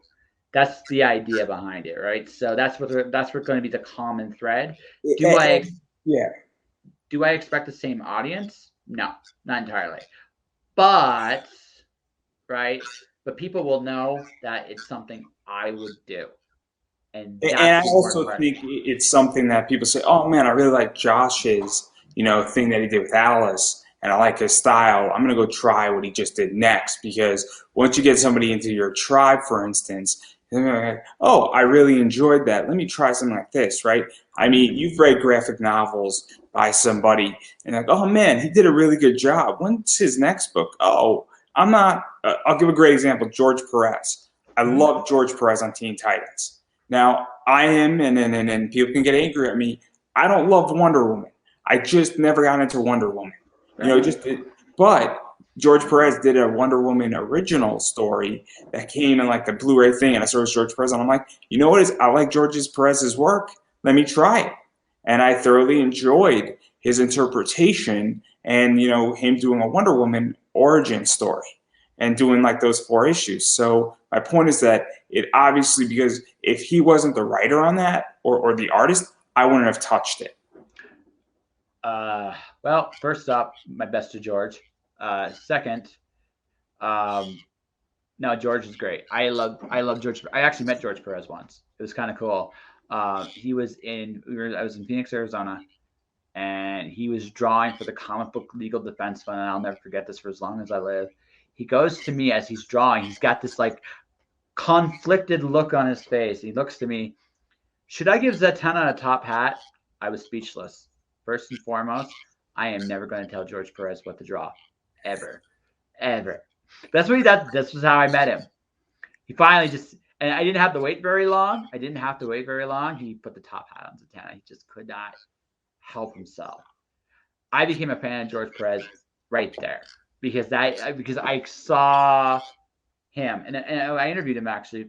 That interview never aired, unfortunately, because I was a dumbass. But this was a long time ago when very early in my career, and I became a fan of George Perez because of the energy he brings to everything he does. There's an authenticity, a sweetness, and he's got this great energy to him. Like he was humbled. The cool thing is he's like, I'm still the pretty girl at the prom. Everybody still likes my stuff. No one hated. In fact, I'll tell you like how much I like George. His last big project for Boom was Sirens. The book Sirens. I didn't care if it came out once a year. It's George freaking Perez. I don't care. He had earned the right by that point in his career to take whatever time he needed to do a book, and that's how I looked at it. And I apparently wasn't the only one. That book was pretty sweet, and he still did great stuff all the way through. And that's the thing, right? He created that impression on me, so I made it a point to look at his stuff down the road. And I didn't do everything he did following that, but what I got, I really enjoyed. So my point is that when somebody says, "Oh, this is really interesting," they then come in and they're like, well, I'm just going to go and buy everything that guy touches. Mm-hmm. In which that, there are people like Brian K. Vaughan is a good example of that, where anything Brian K. Vaughan touches, I want to own and I want to read. It has nothing to do with saga. It has to do with Why the Last Man. Mm-hmm. Because I thought Why the Last Man is an amazing, amazing graphic novel. And I feel that that has earned Brian K. Vaughan the right to basically do whatever he wants in comics. I don't know though if my opinion is going to stay the same after the Gundam movie, but that's a different discussion. Yes. Well, He might get an audible on that one. Well, try something new. You can't argue somebody for trying something new, right? It's a tough task. Yeah, but that's just it. He's trying something new. You can't knock a guy for doing that. I'm just saying, I think that movie is going to be really good or really bad. There's going to be no middle ground, and I don't think. And I'm a Gundam fan saying this. So I'm of two minds. This is how I look at it. I'm a little more forgiving of movies than I think most people are, because I've done some movie work, so I kind of recognize the work that goes into putting something together like that. I know that the stuff I'm reading isn't always going to make the screen. What I care about is if the intent of the material is being honored. So if he does that, I probably will give him a pass, right? Because let's be honest, dude, you know this. There are just some things that aren't going to be there. No matter what they do, they're just not going to be there. I think that they're going to give it a good old try. Oh, sure. And I just think that it's tough, and I don't think that there's not effort there. I don't think it's even going to be the screenwriting problem. I think that filming a Gundam movie is hard. It Absolutely. Is hard. And we've already had one that was a bad live action done in Japan, and it wasn't Hollywood. But it's going to be a tricky circumstance. And I have a feeling from a writing standpoint, it's not an easy claim. It's not an easy claim from, an effects position and other things like that. It's just going to be rough, I feel. But, hopefully I'm very negative. And if I'm a -1 on it, if they make it a 10, well, they got 11 points up on me. So there we go. That's awesome. No, I look at it more like I just recognize the fact that we live in we live in a world where a good movie has at most 120 minutes in it. I think you can get a really good 180, but realistically 120 minutes is 120 to 150 minutes is the max you're going to get in a movie.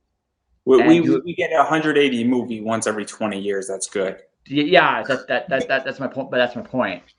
So in 2 hours, you gotta be very particular about what you talk about, and you gotta look at the limitations of what your budget is. Now, Gundam they put a lot into, but at the same time, I'm very well aware of the fact that it's not going to be quite what I saw in the anime. It's not quite what I saw in the manga. It's going to be something different. And I've accepted that already going in. I want the spirit of it to be there. If the spirit's there, like this is probably going to be the most controversial thing I say on this. I did not hate the last Teenage Mutant Ninja Turtles reboot. I didn't hate it. That's because you're a wrestling fan, so it's all right. Well, it's not just that. It was just the fact that the one thing he did right, the one thing he absolutely did right, is he kept the brothers, like they were brothers, and you could feel that in the story. Now, there's a lot of other things about that movie I'm not crazy about, but I didn't mind it because he kept the most important element to it there. So I'll tell you how I felt about that movie. Yeah. I thoroughly enjoyed that movie. Now, let me explain why I enjoyed that movie. I went into that movie not caring one way or the other, and I'm like, we have Teenage Mutant Ninja Turtles on a movie. We have to go in understanding we have turtles. They're life-size humanoid turtles They're ninjas, and this is awesome. And I'm there with my friends. We're like the oldest people. We're surrounded by like 6-year-olds who are just all giddy, and I'm like, I can't boo this movie. Like in this environment, it is impossible for me to boo this movie. And I was just like, that's that. There's nothing for me to do in this circumstance because what am I going to do? Boo a movie that is just fun, and I went in with no expectations and I had fun with it. Mm-hmm. Oh, that's the thing. Like Michael, like say what you will about the Michael Bay Ninja Turtles, like whatever. You know what? It was fun. I didn't expect it to be anything more than what I got on the film on the screen. That was what I expected. He kept the brotherhood, like he kept them as brothers intact. They had a good family dynamic. That's the shit the Turtles are built on. They're not built on I mean, I love the fact that you can put them in Dimension X one week, and then you can put them on like the ground in the streets. I mean, Ninja Turtles is one of the most ingenious, versatile concepts ever. I still love the comic to this day. Oh, I mean, it's great. It was built out of being a joke. That's what's great about it. Mm-hmm. Yeah, but it was goofy fun. It's always been goofy fun, and that's why I love the concept. There is an avid, like the Teenage Mutant Ninja Turtles comic from IDW is one of the most consistent books on the market. Always. It's that and Larry Hama's G.I. Joe. Yeah. Yeah. So it's like they totally they have an audience. I am one of them, and I have no shame to admit it. It's a fun book each and every month. It's a solid book each and every month. It's true to the concepts I grew up on. It feels my inner nostalgia. Also, Kevin Eastman's part of the book. I'm in. I was just like when he came back, it was great. Yep. So it's great. It's I don't know what's going on with the Turtles and IDW. I don't think anything is going on with them for a little bit. I know IDW is having things with Transformers and G.I. Joe, and the big thing with Ninja Turtles right now is Last Ronin, the Last Ronin miniseries they're doing right now. So what I meant is more on the business side. No, they're where they're at, and that's cool. Because Transformers and G.I. Joe are up in the air right now. Mm-hmm. But that's neither here nor there, and whoever picks those things up is going to be interesting. And I'm not too sure, but Hasbro owns everything, so what do I know? It's Viacom and Hasbro. Yeah, say whatever. Power to the Has. As is, I've just enjoyed my Ninja Turtles run. So I enjoyed Last Ronin a lot, and then where I'm up with that, I've thoroughly enjoyed it. That's the story everybody's wanted, and my only issue is that I wish it was canon because I think it'd be so much fun. But I get why it can't be. I'm just enjoying the story for what it is. I don't worry about. This is the. You're not a true Turtles fan, Josh. No, we've uncovered it. It's clear now. Oh, so last year on my show, William Just Holland. Go back to Alice, will you? Yeah. Well, just a minute. Just gonna finish this point, then we're gonna go back and we'll wrap up. But I remember, so William Holland came on my show for the Drink and Draw. We literally spent an hour talking about Last Ronin. Who came on? William K. Holland. He's a buddy of mine. Okay. He's doing the Drink and Draw. He's a big Turtles fan too. So he had read Last Ronin and I hadn't. And he told me, so who do you think the Last Ronin is? I said, it's got to be Michelangelo. It's got to be Michelangelo. He goes, why? Because he's the most interesting one of these guys to tell this story with. Leo and Raph are boring. So that only really leaves two, Don or Mike. And Don's kind of been done in the regular book. You could still do it with Don, but I think Michelangelo is the most interesting of the two choices. When it came out and I got it and I revealed who it was, like, yep, I knew it. I knew it'd be Mike. I knew it. It's great. So I love it. It's been my favorite book this year. So fair enough. I feel you on that. I can tell you it's been my favorite book, but that's not the point. My favorite book came out last week. So A Cowboy Bebop? Yes, it did. And I did something. I had the coolest Wednesday of the year because I had Claudia Yanisello on, and she does the cover C's for that book. And may or may not be getting a few more people who worked on the Cowboy Bebop series in the next few weeks on my show. So, and there's something cool about those cover C's that I don't think people understand is that they all connect. Mm-hmm. So it is a connecting cover. 4 issues 1, 2, 3, and 4, and there may or may not be an issue 5. Just saying. They said there was only 4, but there might be a 5th one, which is a little awkward because the show is canceled. Yeah, but you know what? Sometimes that works out anyway. Like it's weird. Sometimes those properties that don't work on television find their home in comics, right? So it's not. I mean, who knows? Like all one can do is just put the books out and see what happens. Look at what happened with Jericho, the show Jericho, where Jericho had one season of like 23 episodes, I think. Then people were so pissed off that they actually, because at the end of one of them, they said nuts, because from like quoting World War II, I think with like tanks, is that I forgot the entire thing with that. But then they sent all these packages of nuts to the studio, all the Jericho fans, and they did a 6-parter, and then they continued it for like 2 or 3 more books into the comics, and IDW did it. And it was kind of cool because producing an Avatar: Last Airbender's on that as well. You know, where comics is definitely cheaper than television. Yep, definitely. Significant. So that's the thing. Like you never know where things will go. So I mean, and also like I said, I'm trying to get my hands on that book too because I like me some. Who doesn't like me some Cowboy Bebop? So. Hey, you know what it is? I could find you a shop, and all I'm gonna say is that if you're a variant hunter, those books are expensive. Not a variant guy. I'm not a variant guy. I just like good story. So I'm gonna ask you a question because there are 8 regular covers that are all just regular comic price, which is like $4. So there's like the blank, there's the photo cover, there's the cover A, the cover C's, the cover D's, and then there's like a Yoshi Yantana cover, and I like Yoshi, and they are amazing at what they do.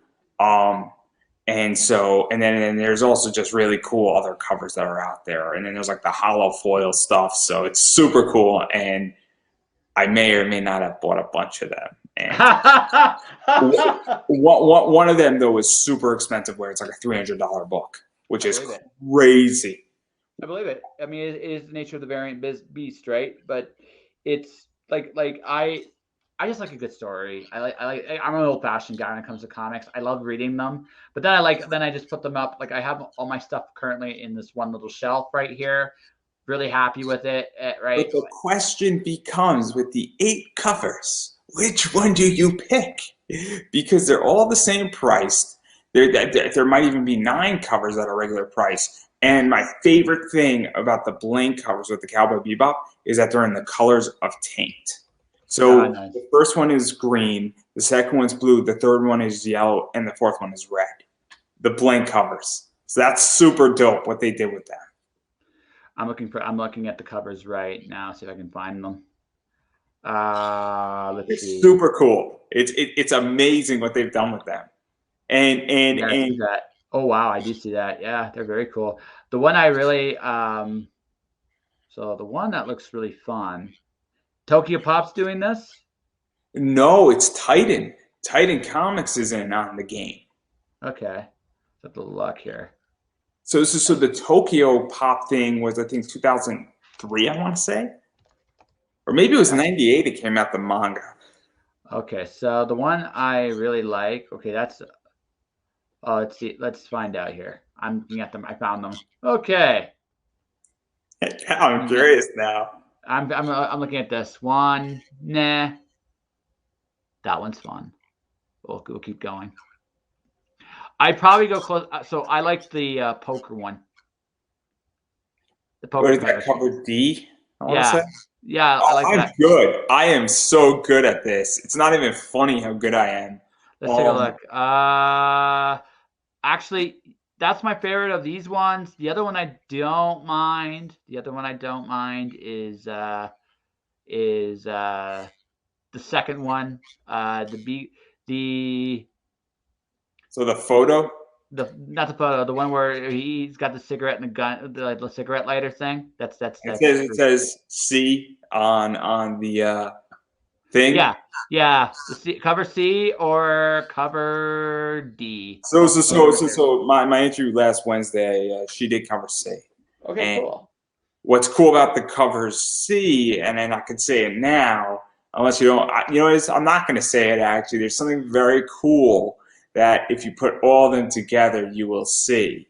And it's something that is, if you go to the second one on that, which is issue 2 that just came out that she did, if you notice the bullet holes, and there's something in there that unless you know what you're looking for, you're not going to get it. But I'll tell you off air, so I don't want to ruin anything for anybody because very cool. I know what it is, but I'm not going to go ruin it for people. But that I digress right there.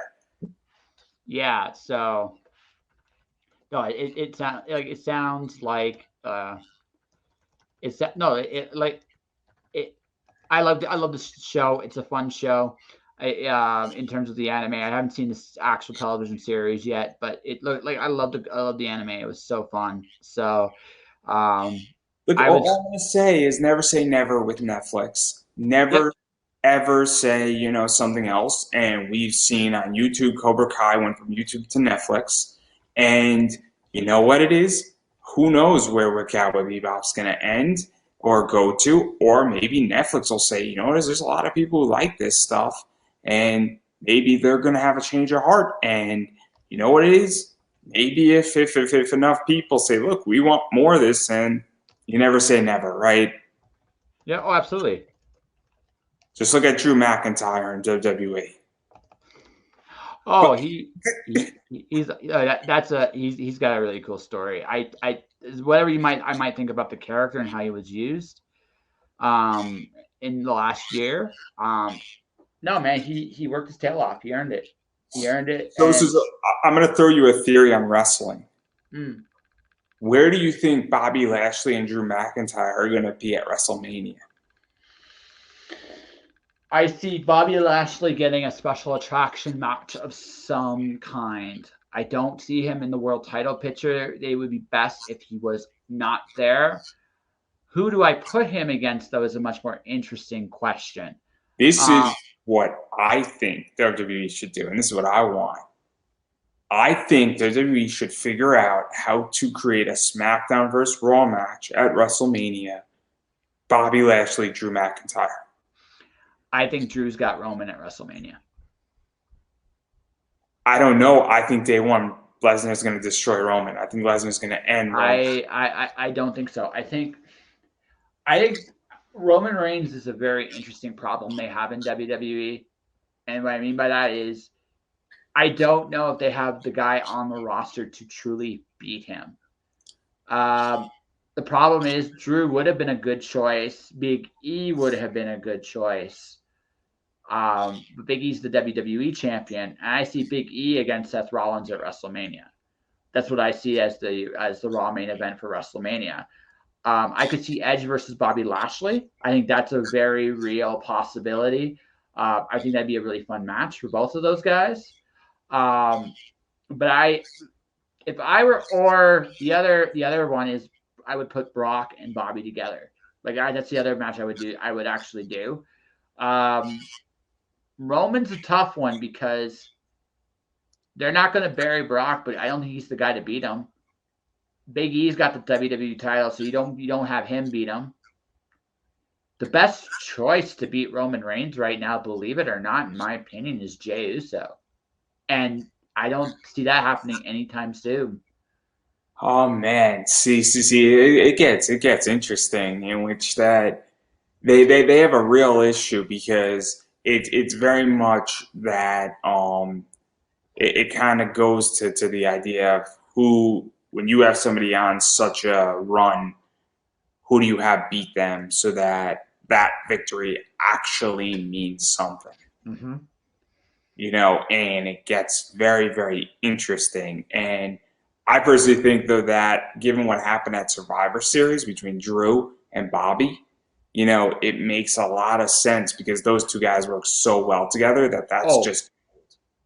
I'm all for that in theory, but I think I'm just looking at the both rosters honestly right now, and I'm like, who else do you put against Roman in WrestleMania? I mean, I'm okay. I've actually enjoyed Viking Brock Lesnar. He's been fun on television when he's been on television. Yeah, But no, I think the only other option is that I mean, you're not going to bring in Goldberg for Roman because that makes no sense. no. The only other thing that might make sense is The Rock. Except I don't think you get The Rock this year. I don't think you get The Rock this year. So what do you do? So looking at the rosters, okay, in my opinion, prior to him winning the WWF Championship, Big E was the best choice to take down Roman. He was the best one they had. He doesn't need it now. Doesn't need it at all. He's the WWE champion. He's actually their best champion right now, in my opinion. And honestly, he should have a long run also. But you can do stuff with Big E. And I think him versus Seth Rollins one-on-one at WrestleMania, if you can hold it off that long, fantastic stuff. I think Seth deserves or has earned that spot. So there's that end. But even without Seth, okay, you could put Big E against Lashley again. Although I'm not crazy about that, but you could, right? You could put Big E against you can put Big E against a few people, and they would Put be him a lot against of. AJ Styles. That'd be a good match. That would be a fun one. That'd be a fun one. You can And put then, him against. and then the way you end Big E is you have Big E versus Kofi or Big E versus Xavier, and you move one of them over essentially to Raw. But the thing is, I don't. At this point, I want to let that dude have a long reign. He's No, actually. I'm not saying you do that now. I'm saying that you do that 8 months in. Oh, And I think Big E should be champ till minimum Survivor Series next year. Minimum, my opinion. I let him grow and be the world champion for a while. That dude's a main eventer. He's been one for a while. It's been cool to watch him. Let him grow and develop. Just make his opponents as interesting as possible. That's the only challenge with him. Roman has a bigger problem. He doesn't have anybody to work with other than Drew right this minute. I don't know. They have not done a very good job of giving. Let's do the comparison. Let's do the comparison, okay? You compare him to Kenny Omega's reign. All right? The only match I really wasn't crazy about was him versus Christian. But that was still a good match. It wasn't against the match. It's the only one where it was like, oh, you had Pac, you had Orange Cassidy. You still could have done. You did a match with Jungle Boy. You had like Moxley, Kingston. You had, and they didn't hit everybody. Darby didn't get a shot at him. They kept those two away from each other. Miro, oh my God, Miro versus Kenny would have been awesome, right? But you had guys that even though Omega is no longer champion, you still have guys Omega can work with when he comes back. Not to mention Adam Cole, who just got into the company too. That's money. Not to mention Daniel Bryan. I'm not. They kind of had a match, but yeah, you said back for the title. CM Punk, same thing. Like they had so many guys to put against Omega even before he lost the title. Page was the right guy to dethrone him, and it was the right time to dethrone him. And also when Kenny comes back, whether Page is champ or not, they're going to work a program. Actually, I don't think you have to right away. I think it's the opposite.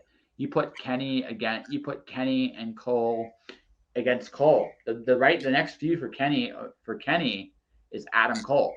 That's the next feud for him, and there's big money in that. So cool. Compare that to Roman Reigns.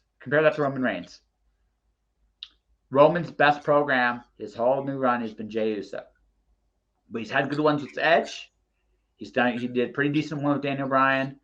Right? His Cesaro match was fun, if short. So there's only two guys on that roster that he hasn't worked with that I really want to see.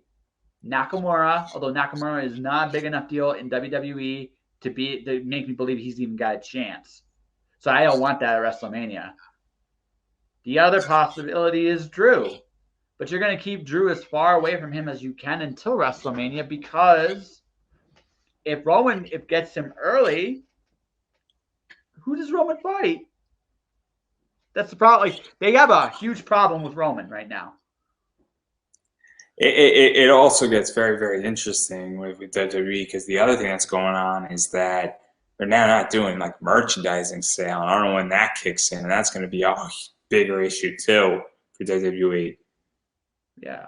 Because now somebody like Roman, somebody like Cena, somebody like AJ Styles, guys who sell a lot of merch, it's going to be very interesting what they do when their contracts are up. AJ, I think, is a WWE lifer. I think now he is, but Yeah. I mean Roman is too. Seth is. Yeah, it makes even Randy Orton, some of those guys, it makes no sense for them to leave. I think next year some of the AEW guys will go to WWE. Some of them, because I look at someone like a Brian Cage, who really does not have a spot on the AEW roster right now. Right, I just don't see it. Right, Lance Archer, Wardlow, Powerhouse Hobbs all do what he does in some form or fashion, and he doesn't have the talking presence those guys do. And so I don't know if he fits there or not. And I'm not saying a lot, because Brian Cage is an athletic, talented, big guy. He can do a lot of amazing things in the ring. But there's a lot of guys in AEW that can do a lot of amazing things in the ring. He doesn't stand out as much there. In WWE, he'd stand out quite a bit more. I could see him going. I could also see a few other people on that roster going too, because you can't serve everybody. People are going to go. It's going to be interesting though, because come January, I mean, look at what's going on. You got Matt Taven from the Kingdom back and beyond. You have a bunch of guys from Ring of Honor back and beyond. Mm-hmm. And you have a lot of guys on the indies, and while WWE says they're not going to pull from the indies, well, you know what it is? A lot of people are going to be free agents, and the indies are going to slay. And of course, WWE is going to pull from the indies, because one way or another. And while WWE might not farm them out the way they were doing by buying all the talent into NXT, which is what they did, they're still going to hire from the indies. I mean, no question about that. Well, okay, so the one guy they could have beat Roman, although not right now, but maybe in a year, is Braun Breaker. Braun could do it. Braun's believable. He looks exactly like his dad. It's scary. And, he's someone that I truly believe could kick Roman's ass. But I don't think they're going to pull him out from NXT 2.0. I do. But he's the one guy. He's the one guy you could put a rocket ship on, and people would buy it. He needs a little bit more time in the ring, but you give him that time, you could do it. With him, you could do it. I mean, I think what they want to do is that they want him to beat Tommaso in NXT. I don't think so. I don't think you don't want with the way they got NXT built, you don't want a young guy to be the champion for long. You want Tommaso's going to be there until he retires. So he's the guy that's going to be at or right around the top of the championship at all times. He's there to help whoever the young guy is they want to be a champion in a bigger company, to teach them how to work like a main eventer. And when that guy goes, Tommaso will work with the next guy.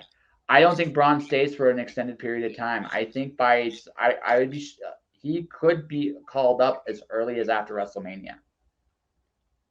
I wouldn't be shocked. I don't know, because I have no faith in NXT. I'm looking at him. He's got a lot of talent. Assuming they don't rush, they could. The old Brock Lesnar 6-month push to the title, right? That he did with Beat the Rock. They could do that with Braun. He's got the tools to do it. So I'm not saying they will, but look at the rest of that roster. Who else looks the part that the crowd would quickly get behind to beat Roman? I don't know if that person exists other than him. Yeah, I don't know who's gonna beat Roman, and honestly, I don't know if WWE wants to get rid of Roman because Roman looks like a champ, acts like a champ, and he is just easy to build cocky stories with, and you know it's good for the short term and long term for that matter because they got something good going with this head of the table shit. Oh, I love. He's a combination of a gangster, and he kind of works like an old school Ric Flair, actually, in a lot of ways, which is kind of fun. He talks a lot of shit, and then he gets his butt handed to him. It's fun to watch. But I I don't think they should use anybody, but they got to build Jey Uso out because that makes a lot of sense because then you have a bigger program and you got the lineage in there, and that story makes a hell of a lot more sense. oh, I just think like on the main roster, he's your best bet. But I don't. Again, they haven't done anything in that direction to indicate they're going to go that way. So I don't know what to tell you. But I'm again, he's a that's the problem they have with Reigns. He's worked everybody he can work with, really. The reason he's working with Brock again is Brock has a big enough box office name, and no matter how many times Brock loses, no, but there's not a person alive that doesn't think Brock can't kick anybody's ass. There's not a person alive that doesn't think that. He looks the part, has the backing and training to do it, so he doesn't lose much losing. But you can't keep putting Roman and Brock together forever either. So you've got to do something different. So you know what the answer is? The answer is easy. The answer is that they need to get past WrestleMania. They need somebody from SmackDown to win Money in the Bank. Then they need Brock to beat the shit out of Roman. And then somebody who's a no-name fucking steals a win out of Roman or Brock with Money in the Bank. That's the only answer they got. It's not a good answer, though, because it doesn't build anybody. The problem with that is you have a guy this hot. The guy that should beat him should be made. A Money in the Bank cash-in will not make a guy, right, that way. Unless they do what Big E did, right? Which is Big E went, hey, tonight I'm cashing in, and I'm coming for you. Big E did that, and he won. That's the only way. But you see the problem, like from a story. I didn't say that this is just WWE classic story because the problem with WWE is that we're trying to write a good story. Yeah. I don't give a shit about a good story. I want everybody to get outraged on Twitter, which is what WWE wants, because they want the negative press and they don't really give a shit about if it's a good story or if it makes sense. That's their whole business model. But there's a point. This is okay. Let's go back to comics real sec. There's a point with a comic book that you have to fulfill the expectations of an audience. I look at Spider-Man. Spider-Man's the best example of this. Okay, everybody knows the Clone Saga. What that did to because you screwed with the expectations of your audience. You burned them. One More Day did the same thing, although not to the same level. So you have to at some point deliver on the expectations you're building up. With in wrestling, Roman Reigns, somebody needs to kick his ass. Really kick his ass, not name Brock Lesnar. And the only, again, the best people for it are either the current WWE champion. I don't know, though. Who else is there? Who else is there? No. I agree on Lesnar, Drew McIntyre, possibly Bobby Lashley. Maybe. Yeah. Because that would be a good fight in a lot of ways. Oh, sure. That'd be fun. It'd be fun. Would it be, maybe at the Royal Rumble, you figure out how to throw Bobby Lashley with Roman Reigns, and that could be a fun Royal Rumble match into Mania. Yeah. That could be a fun one, and that could keep Drew off of, that. And then Drew will win the Rumble. Drew's going to win the Rumble. I'm telling you that right now. Well, maybe. Yeah. We'll see what happens. I'll bet you $5 right now he wins the Rumble. I'll bet you an ad on my show, and if there we go. Come on, dude, $5. Just a $5 bet. I said $5 right now. Drew McIntyre is going to win the Rumble. Fine. I'll happily take $5? Yeah, like Drew McIntyre. So if Drew doesn't, this isn't if Drew obviously he wins the Rumble if he's going to Mania, but if he doesn't win, he's going to Mania anyway. So no. So here this is just a booking guess. You win. Basically, you win. He has to win the Rumble. Period. Right now, the only way so if he's in the card and he's in the Royal Rumble, then that's basically he has to get in the Rumble first. He's gonna win the Royal Rumble. He's their best choice to win the Rumble this year. It's not even close. You know I'm right too. The only time you wouldn't be right is if Lesnar wins the Rumble and WWE just says we're going to run Lesnar and Roman Reigns at Mania, which they might do. Which they might and that's the only other alternative they got. And honestly, all of us will be disappointed. I will give you my $5. I'll be like, and we'll both be sad about that. We'll both be sad about that. So this is my whole thing is that WWE is known for disappointing people. They've been doing it for years, and they're going to continue. And obviously, they sort of know how to make us all disappointed. So we're going to see what happens in what is it, 47 days? I want to say, give or take. Yeah, give or take. Yeah, like I said, I'm calling it right now. McIntyre wins the Rumble. We should do a watch along. Yeah, we should. We should. We'll do it. We can totally do it. No, we can totally do it. And we'll watch the Rumble, and we'll talk about it and be like, and we'll do terrible commentary about stuff, and yeah. We should do a whole card prediction before. Well, sure. Okay. Only one condition. WWE has to have their full card in order to do the prediction. If they don't have a full, I didn't say for money the card prediction. No. I mean, you're not doing a prediction like a prediction kind of thread about who wins and everything. How the match is going to play out. Yeah. You want like how I would book the Rumble this year? That'd be interesting. No. When the card's announced, we'll just go through the card. Yeah. My only condition is because WWE sometimes does things at the very last minute. If the full card is, if there's only like one match besides the Rumble, we'd be like, yeah, sure, right? But besides that, yeah, I'm in. All right, it's like, yeah. We'll just do it. It'll be an interesting Rumble for lack of a better word. Yeah, I'm not worrying about day one. That thing is going to be whatever. I'm going to watch it, but it's going to be a nightmare. I haven't watched the WWE pay-per-view since. Actually, I haven't watched one since WrestleMania this year. They've bored me so much this year. Hey, you know what it is? I enjoyed parts of Survivor Series, but the Roman Big E match was a good match. Oh, sure. No. Their talent, like the talent they have on that roster is great. Legitimately speaking, and by the way, Charlotte and Becky was amazing. That was the best match on that card. It was an amazing match.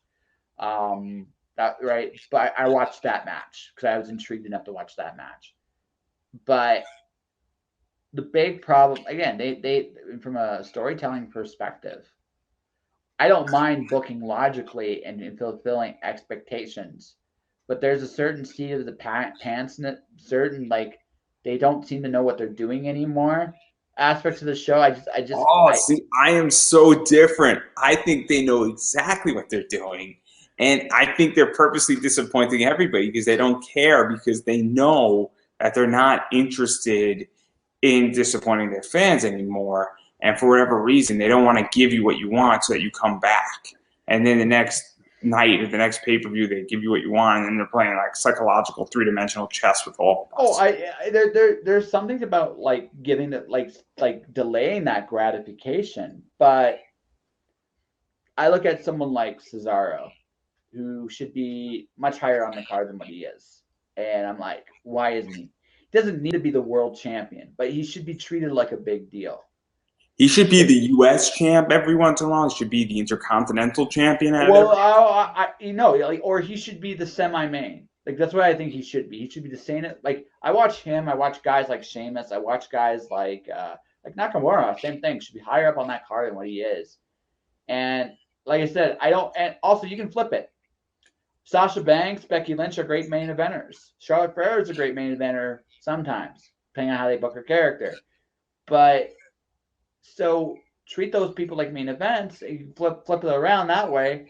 But you should have a decent undercard. Like I said, like comparing this to AEW, the male roster on AEW has about 15 wrestlers who could be in the main event at any time. 15, right? They have another 15. They have another 15 who can go against the main event guys and beat them, and you're not shocked.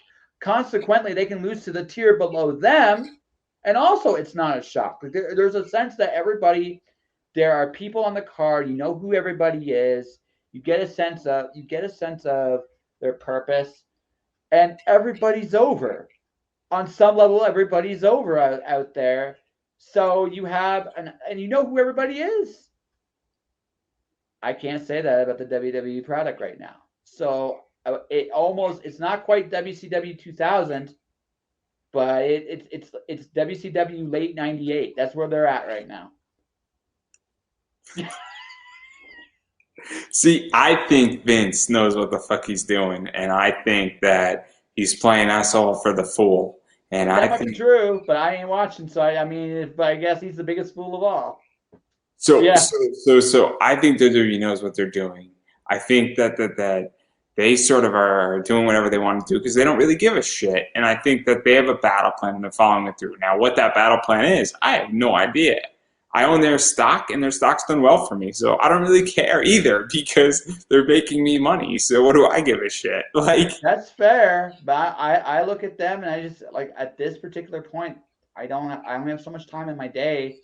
I want to enjoy what I'm doing, right? And so I don't watch Monday Night Raw. I don't watch SmackDown. I watch SmackDown 2 times a year. That's all I do. So I will watch since after WrestleMania because I enjoy tribute to the troops. Yeah, I think tribute to the troops is the greatest thing that WWE's ever done. It's up there. It's up there for sure. It's that, and Vince's 9/11 speech was unbelievable. My favorite thing WWE does is actually for sick kids, having their wrestlers visit Make-A-Wishes. I think that's the best thing they do as a company. That, and also the fact that they make the ring pink for breast cancer awareness is really good. And WWE is a very charitable organization.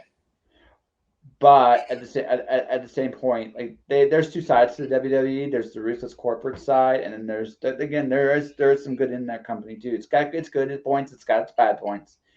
But as it stands right this minute, product does not interest me like it should. And again, if I'm sounding like a disgruntled fan, I'm sorry, folks. I just, again, I have an alternative I can watch and enjoy. So I do. And you're not even watching the good alternative either. No. You got to watch Beyond and GCW because that shit blows away. GC is interesting. GC is nice once in a while. It's not every time for me. It also gets expensive. Yeah. So I look at them. They're a cool niche. Like that's what I look at them. They are a company that knows who they are. So they fulfill that niche. They're a lot cooler than you think they are because they have JCW. Yes. And JCW is not deathmatch. And it's not the crazy GCW. It's like almost wrestling theater. And it's a whole different brand.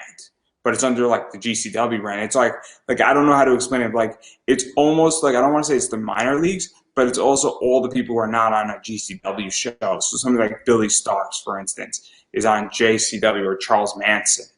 No, not the Killer. I want to be before everybody gets all upset. Except Charles Manson comes out in a suit and he takes off his suit, and it's quite intoxicating. I'm just going to say it that way. But I digress right there. But GCW is really interesting, but I watch them maybe like 6 times a year because at $13 or $14 a pop, when you're a creator, and you don't have as much money as I would like to have, that's expensive. My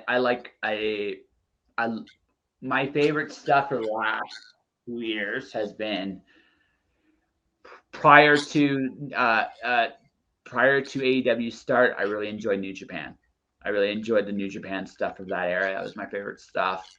And Japan hasn't been quite the same since the pandemic, but it is what it is. I enjoy AEW. I've enjoyed watching because I've been there kind of from the beginning. I've enjoyed the growth of it. Probably the best tag team division in the world is in that company right now. I enjoy that. They actually give a crap about tag teams. They put on a fun show. That's why I like them. They don't have to be the best thing out there, but it's a good thing. GCW is a niche, but a cool niche. They actually are very much, they are the closest thing to the old school ECW in the sense that ECW, for all the hardcore reputation it had, was a theater company. When you broke it right down, they were a theater company. And that's what GCW is. They're a theater company. And much like ECW then, I liked the old ECW product, but I didn't like it all the time. But I liked it in bits and spurts. That's where GCW is for me. It's in that I like it in spurts, but I don't like it all the time. Fair enough. Yeah. So, yeah. So enough about wrestling. I'm sure that you and me on Royal Rumble Day are going to be talking about this for 6 hours. Yes. No, we are not going to do a WrestleMania watch along. I swear to God, no, thank you. No, dude, you'd have to pay me for that. I'm not doing that for free. Right? So, Rumble, I'll do. Royal Rumbles are fun. They're at least fun unless it's 2015. That wasn't fun. But besides that, Rumble, it was good. Rumbles are fun, right? So that's the thing there. Like they how do I put this? Rumbles are fun. I'd happily do a Royal Rumble. It's one of the only few things it's the only one of the few pay-per-views I will still pay for. Outside of that. So you pay for this? You don't have Peacock? No. Dude, I don't watch television. Actually, funny story. It's a really funny story. A friend of mine from India did this like whole poll of all these shows on television that you've honestly watched on a regular basis. There's 90 shows on there. I watched 5. I haven't watched TV regularly in 10 years. So like I'm weird in which that I watch 2 shows. I watch 3 shows on television. I have Peacock and then I watch WWE. And so I watch their network and it's great. And I mean I need my total bells. What can I say? You know, it's just the way I run. But I watch Yellowstone because Yellowstone's amazing as a show. Okay. And I watch Law & Order SVU and Law & Order Organized Crime. And that's it. That's the only 3 things I watch. And then I watch WWE Network. And then I watch a lot of anime. And then everything else that I watch is streaming.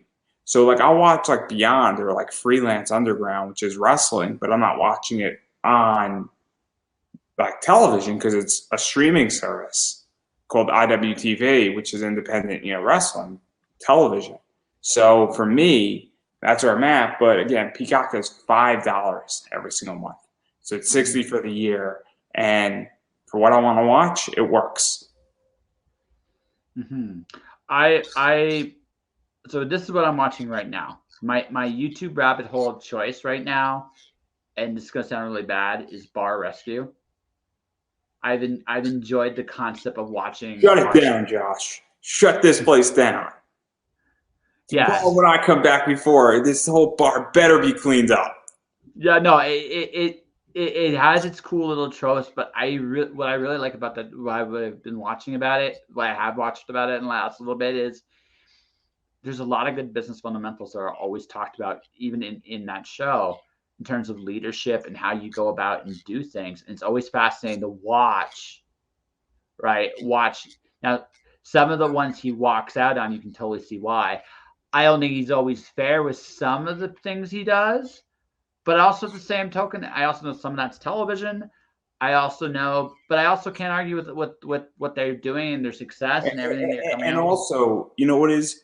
John Taffer's been wrong about maybe 10 times out of all the things he's done, and he was wrong on a name, for instance. Yeah. So, okay, you know what you can learn from that as a business? That sometimes somebody says, you change the cocktails, you change the food, you change the atmosphere, so somebody gets a name wrong. That happens, and what do you do when that happens? Doesn't mean the entire thing was a failure. It just means the name was a bad choice. Oh, absolutely. No, I look at that show like it's a good I'm always fascinated with leadership stuff. No. What I'm going with, and sorry to interrupt, is that what I'm trying to say is that if you are trying to build a business and you're watching that, I think people have to understand that failure is a scale. It is not a one thing failed, the entire thing fails. So if you pick a wrong name, for instance, on something, that doesn't mean, but everything else worked and you're 90% successful and you realize that you had to change the name of your company 2 years in. Well, that's not fun, but all the other things that you implemented were working. That's something that I learned from that episode. Because there was an episode where like he changed the bar to sort of a stupid name bar, but everything else in the bar worked. And it's very important sometimes for people to understand that mistakes happen in business and you just fix them and move on because the other things are working.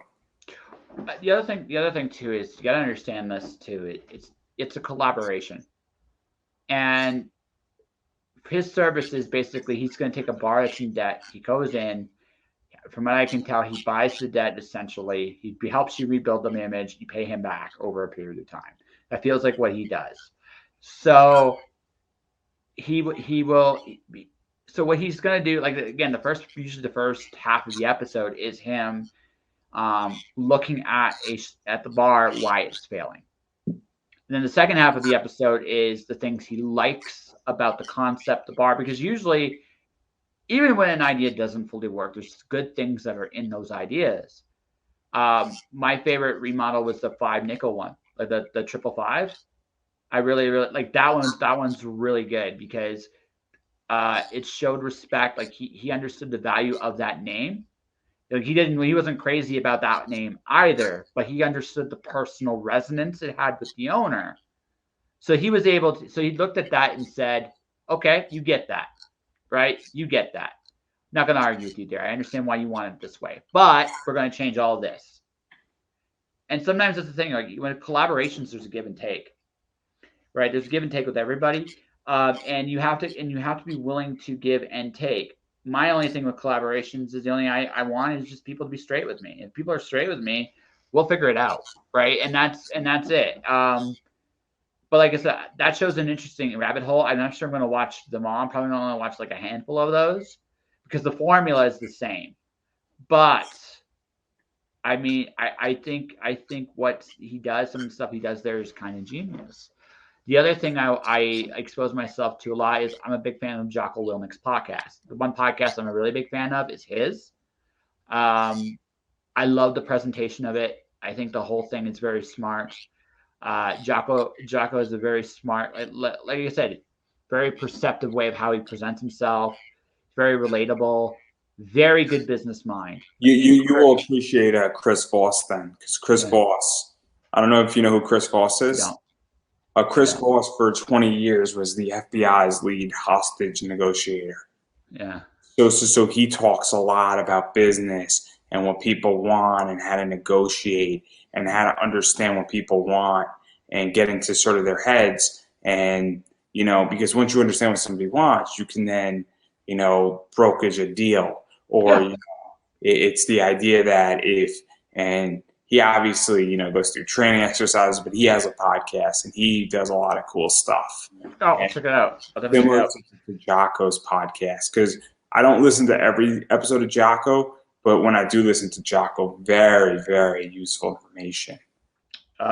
Good leadership stuff. I really enjoyed the military incompetence read along. That was fascinating to watch. I was fortunate enough because I worked in 2 veteran organizations. I worked at the Veteran of Foreign Wars and I worked at Student Veterans. And I was interning at both of them when I was down in DC. And I left a really bad internship into that internship. And the best way I put it is that my old internship, I didn't have a key fob to get in and the lights were off when I entered the place where I was interning, the office. At Student Veterans, I had a key fob day one. Mm-hmm. And the lights were on every time I entered, or if they weren't on, they were motion activated. Big difference in how organizations are run. Sounds small, but it's a big difference. And tiny little things make a difference, because I felt like I was in a member of the team, while at that other organization, I clearly wasn't an equal. Yeah, A lot of relationships in general come down to little things, right? They really they start and end. Honestly, it starts and ends with communication and integrity. If you are open and you are very open about what you will do, what you won't do, and you're not giving excuses about it one way or the other, you can get away with pretty much anything. And I mean that not in the criminal sense, but people will give you a lot of leeway if they know where you stand. They really will. They won't. Every organization that I have worked for that's been good to me, I've been very open about my intentions. When I was working at the shipping company I'd worked with for nearly 10 years, it never was my priority. And they knew that up front. But at the same time, when I was there, I gave it my all, and they respected that. That was the trade-off. So it was just, and that might sound like a really simple thing to everybody listening, but honestly, like being open and honest with where you stand goes a long way with everybody you work with. If the biggest thing you got to be careful with, no matter what business you're in, is never mess with people's expectations of you. Right? If the moment you do that, that's when you will create problems. So try to be consistent. If you change your mind, just no excuses, just say what's going on. People will understand that kind of honesty. And that's the biggest thing I've learned in the last little while is, like I said, but that no one wants their time wasted. No one wants to feel you're unreliable. So There's a great saying where, one of the things in my world is that my word is golden, meaning that if I say I'm going to interview you and you say, get back to me in 3 months, on that day, you're going to get an email from me. Yep. If you say I'm busy till next year, it's in my calendar. Legitly, I will get a notification in my Hotmail that says, shoot so-and-so an email. And I'll say, you told me from a year from now to hit you up. And I've gotten interviews because somebody said nobody's ever done that before. Oh yeah, it's a little thing, but it's one of those. It's one of those things that you don't expect to hear back, but you're being honest. Again, it's one of those. It's one of those universal truths. Be consistent. Don't give any excuses. Don't justify it when things have to change. Just say what's going on, and people will respect you. And again, follow through. Keeping your promises goes a long way. I did a little contest on my Facebook page. Not really a contest, more like just I went to a bunch of indie authors. Pitch me someone else's book. And if I like your pitch for that other person, I'll buy that book and yours. So it was cool to see all the different pitches from so many different people. It was a wonderful experience to see. And I kept my word. Literally today I had a whole bunch of books arrive because I'm a man of my word. Keeping promises, people remember that stuff. I should have pitched somebody else's book. I have a perfect book to pitch, but I got super lazy. So yeah, that's okay. I got 3 books. The person that won was also pitched at by another person, so I got their book too. So it was one of those like, oh, just get all 3. Yeah. Well, I'll send you my book for free when I publish it in March. Some of my best writing, and then when we replay this and you get my book, you're gonna laugh. So no, I'm not gonna laugh. I will take your book very seriously. I got a lot of stuff to actually. Yes, you're gonna replay this too. You're gonna take my book very seriously. So I can't wait. This is gonna be right on the Kickstarter's campaign. I'm gonna cut this right out. Josh takes Andrew's book very seriously. No, dude. Look, here, truth. Okay, the absolute truth. Just straight up. You put a lot of effort into this. And it's something like I have interviewed. I've nearly interviewed 700 people. Good God. I have interviewed practically 700 people. Episode 698 was done earlier today. Everybody takes a serious effort to put something out there. It takes a lot of guts to do that. It's immense. Oh yeah. So that's what I'm saying. When I say I'm taking it seriously, it's because you did. You published it. And I mean that, like you did. That's not me being. No, I'm taking it very seriously because you worked your ass off. This means something to you because guess what? You did it. Right? It's gonna be a very, very, very interesting project. and I'm actually really excited to do it because I think a lot of good's going to come out of it, and I think people are going to be a little bit puzzled at first, but I think also it's going to be a very, very cool thing that people are going to appreciate for what I'm trying to do. It's more than just a comic. It's an idea, and it goes a little meta, if you will. I know, not the company. But I digress right there because we should wrap up because I have work tomorrow. So I actually have to do a presentation. I have work tomorrow. I have work tomorrow too. I'm doing a lot of filming tomorrow, so it's going to be a very interesting day for me. So, well, I have to teach digital accessibility to my coworkers / training partners. So that's going to be super fun, and it's a really cool field, everybody. But it is complicated to say the least, and it is a frustrating field because it is complicated making things accessible. But which I appreciate. Your book is actually accessible, so that's kind of cool. Yeah, I appreciate that. Yes. So, do you want me to plug my book here, as we wrap Yeah, up?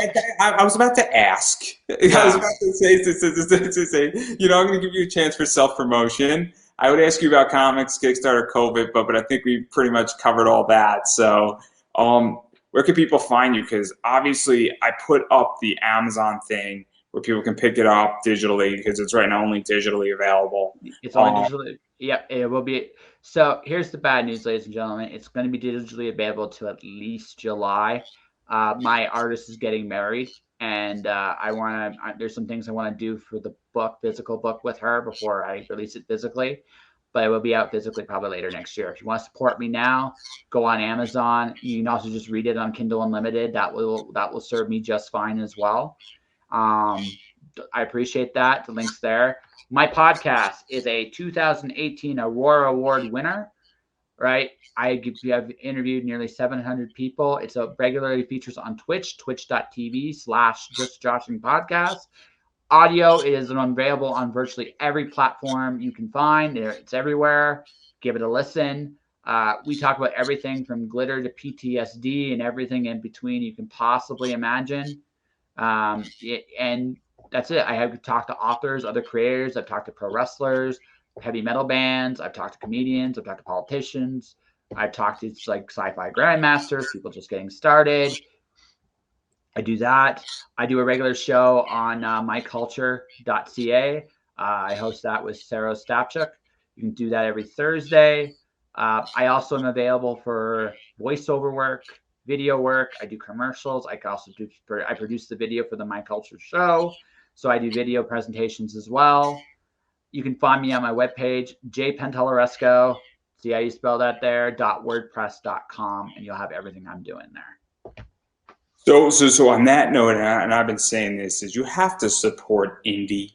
You have to support content creators, and the best way how to do that is actually buying their products and what they produce, whether you're buying a digital book, a physical book, you're buying both, you're supporting them at a con and all that stuff, because, well, that's how, content creators stay in business, is you actually physically buy things, and, well, that money goes into their wallet so they can live, eat, and also produce things further.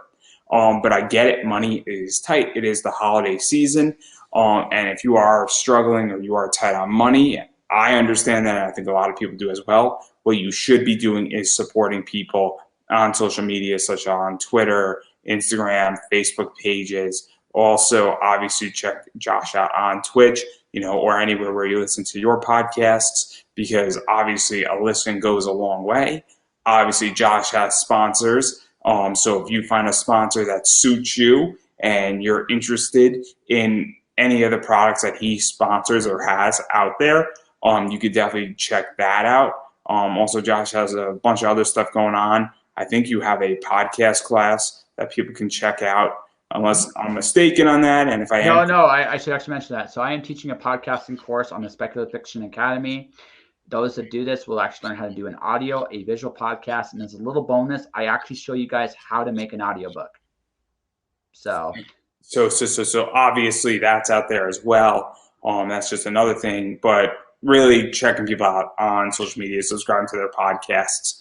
things like that go a long way. Obviously, for me, I am also a content creator.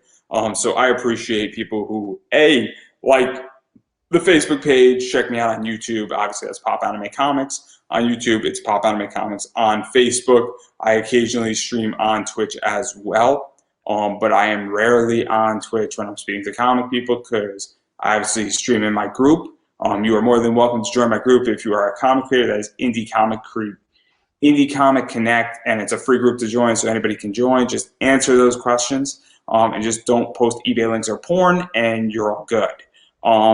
There are other groups on Facebook that are more than happy to have you there for those links. Also, again, I have my show. Please like it, check it out. Use my sponsors, mix them if you're printing books.